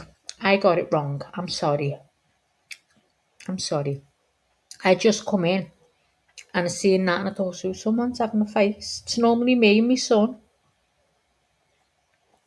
It's about time someone else, sick as everyone listening to me. I'm eating an apple, guys. If you can hear me, I'm so sorry. But I got hungry. So I'm trying to know what's going on. The more I listen to this, the more I blame Patrick. He's definitely got a role to play in it, and I don't know why. He's not having, made to take account. She was failed by so many people. They all need to be accountable for it. But especially him. They were his children and he should have protected them. And if that makes me horrible, then I'm sorry. I'm not being horrible. My heart goes out to him that he's lost his children. But surely, as a parent, you should have removed your child. Should have moved your child. Your children. They're your number one priority. And if Lindsay didn't like it, tough. You had to protect the kids. Maggie, you were calling Gillian Lily. Oh, was I? Oh, God. Gillian, will you be Lillian for the day? At least. All right, so members of the Listen, jury, I don't even call my own son by his right name. Sit this afternoon. So we're going to break at this point. All right. Here we go. And so I'm going to ask you to come back tomorrow at 9 o'clock. Remember those instructions. Don't talk about this. Don't do any research about this. Don't listen about anything. Don't talk about it with anyone. And I'm going to ask you to come back tomorrow at 9 o'clock, and we'll start with the testimony tomorrow. Okay? All right. Thank you very much. All right. Good. Please close the notebooks. Please come on your chairs. This way. Hold on. Did you just say 9 o'clock?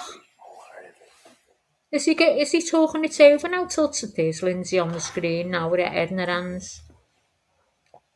Did you just say 9 o'clock? So we're talking about it's finished for the day? Because this started their time at 9 a.m. Oh, I'm lost. Can someone update me, please? That's what my mother used to do when she was shouting me all, my brothers. All right, so this case will be in recess till tomorrow morning at 9 o'clock. Thank you. Thank you. Oh, it's over. Oh, we're getting an early start today. With no Wow. we're not coming. There's nothing scheduled at 2 o'clock in this matter any further. Okay. So this court on this case will be in recess till tomorrow at 9 o'clock. Thank you. Okay then. That's that. So court will resume tomorrow. That's it for the day. Well, you know what? I can crack on with stuff now here. Because I've been getting off when it's time for bed. I've been getting off when it's time for bed. So is everyone okay? Is everyone all right with each other? I've just been worried thinking you're all killing each other in the chats. You know what? It is hard when we've all got different opinions and you're trying to say, how can you think that? I mean, we can all have a little bit of a, argy-bargy. Hang on, how can you think of that? What about this, that and the other? And then the other person will go, well, hang on, what about this? That's how we learn and that's how we think, well, you know what? I never thought of that. So that's all good. That's all good. But you know what? I'm glad everyone's okay. I'm not a person of drama. I was truly just joking around. I didn't realise it would upset you or anyone else. My sincere apologies.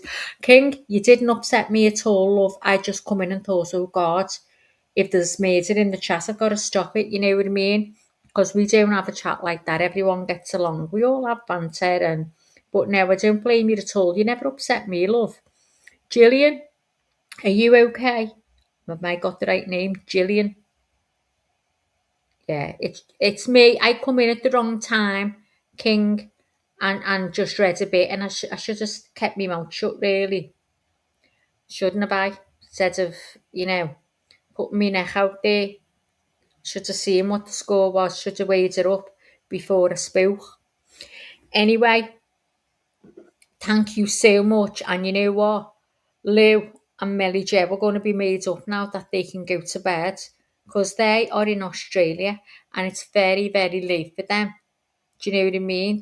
Lou would have been in bed hours ago. Melly Jo's a bit of a nice owl these days.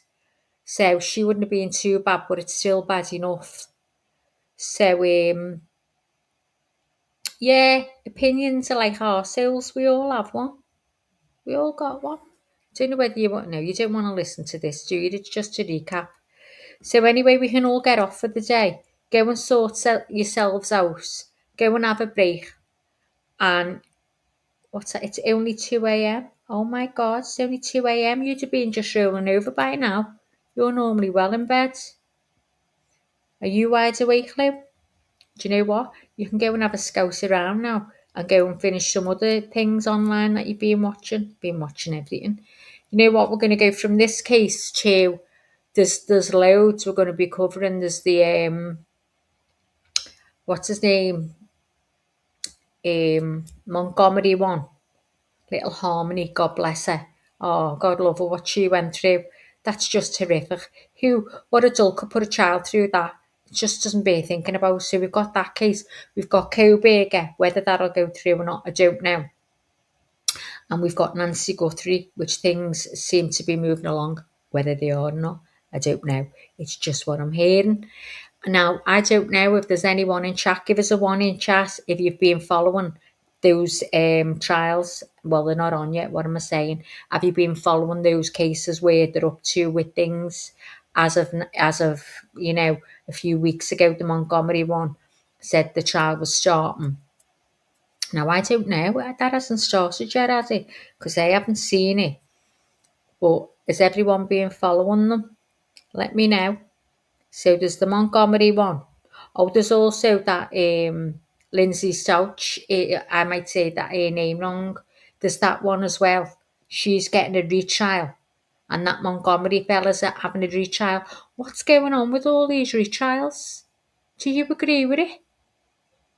I mean, I don't know. I mean, yours is so different than here. We don't even get to see ours. We do have a channel now called Sky TV where it shows you the cases. You don't see any of them. You just see the judge and that's the end of it. But it does tell you every detail. And it can be very, very brutal at times. Yeah, Letitia, that's it. That's it, MJD. Thanks for that. So if you've all been following these cases, let me know. Because you're going to be in here forever with us. We're not letting you go. We've binded you now to the chair with duct tape. We're keeping you. Okay? It's just how it is. Once you come in here, you're never leaving. Says me. We got ya. Thanks, Mary. Mary Jane. Oh, thanks for coming in, Lillian. Thanks you as well, King. We enjoyed your company very much. Now I'm only here to co-burger. Really, Mel? Shut up. Mind you, you've been asleep, haven't you? When we've been covering the other cases. Yeah, you'll have to catch up on it. Yes, I've been following Nancy Guthrie. Oh my God, they don't know what the hell they're doing. That sheriff, what is wrong with him? What is wrong with him? But me and Lainey are going to be talking about that soon. Just where we're up to with that. So go to your bells. Where you've subscribed, go to your bells and do it again because there's been people having problems. You've got to reset them again. Like Lulu before, she's not long got a notification to say we were live. We've been going live about 2 hours. So there's something going on. I had problems all day yesterday on Messenger. I was up the wall with it. Oh, what did the sheriff do? It's more as what didn't the sheriff do? He's just balls the whole case up. Sharon, balls the whole case up. He opened the house straight away, and the FBI had to go in afterwards. He wasn't happy about that. Apparently him and the FBI had been having fighting, I don't know. But yeah, he opened that house too soon. So yeah. And he's not seeming to give a shit. And he should do. So yeah, there's Patrick Clancy. Okay, I'm going to go, guys. And you know what? Thank you so much for being with me, as always. And we'll see you tomorrow on hang on. God, I put the wrong one up. Say again. See what I mean? I never get it right. This is the right one. That's the right one. So anyway, thanks for being here with us. And if you haven't already, hit the like. And if you would be so kind as to subscribe to the channel. We're only little. And we're just trying to get out there. That's all. So we'd be really grateful. Thanks for coming in, Sharon Davison. Good to see you, love. Lou, thank you for being here. Melly Jo, thank you. Dolores, MJD, Misty, thank you for doing a good job on your first day of being a mod, Misty. Well done. Possum, you too. Thanks for being here. Scroll runs dead fast there. April, it's good to see you, girl. Hope you come in the morning. Lillian, you too. Good to see you. King, great to see you. Hope your spiritual journey goes well. Who else? Have I missed anyone else? I'm terrified to miss anyone and upset anyone. Please know if I miss you. It's not intentional. My eyes are fighting here to try and see all these names. Lindsay, if you're still here, it was good for you to come in as well. Super Misk, if you're still here, thank you for coming in too. Please hit the like and subscribe to the channel. Thank you very much. Oopsie Daisy, thank you for coming in too, girl. Irish Hossie or Irish. I really think, apart from Lisa Dodson, I've said everyone. I think I have said everyone. If I haven't, put your name here at the bottom and tell me, and I'll say it right now. It is great when the chat gets along, it really is. But you know what? We can all disagree and have a little, little run-in with each other, can't we? That's just normal. That's just, everyday. That's everyday thing. That's a debate, a discussion.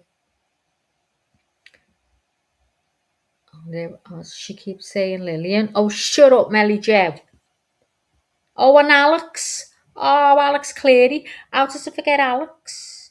That troublemaker. How did I forget him? And Gillian. Did I call her Lillian again? Why am I calling her Lillian? Has it only just started? Was I calling her Gillian from the word go and then went to Lillian?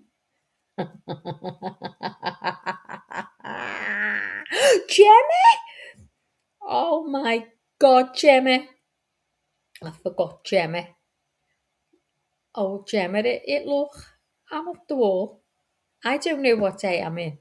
Do you know what I mean? I'm the scassiest co-host Lainey could have ever picked up. The scassiest co-host.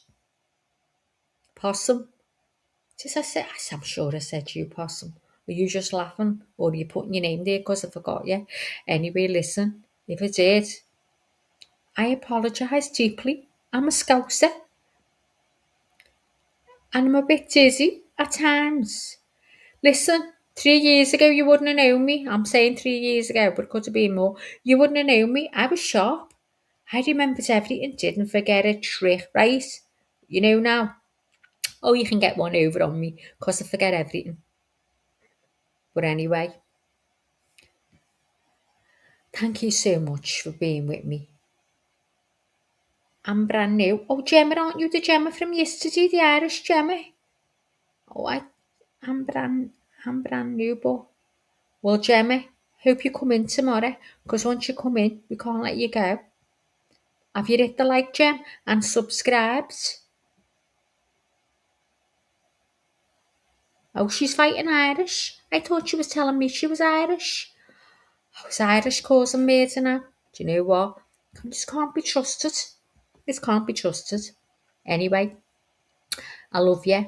So I want you all to sing along to the wonderful songs that our lovely lunch lady made for the channel. I want you all to get used to them and sing them because you know when I play them now, I do. And I'm still sitting in the backstage waiting till it finishes singing. Ooh, yeah. So here we go. Let's sing along. Love you all. See you all soon.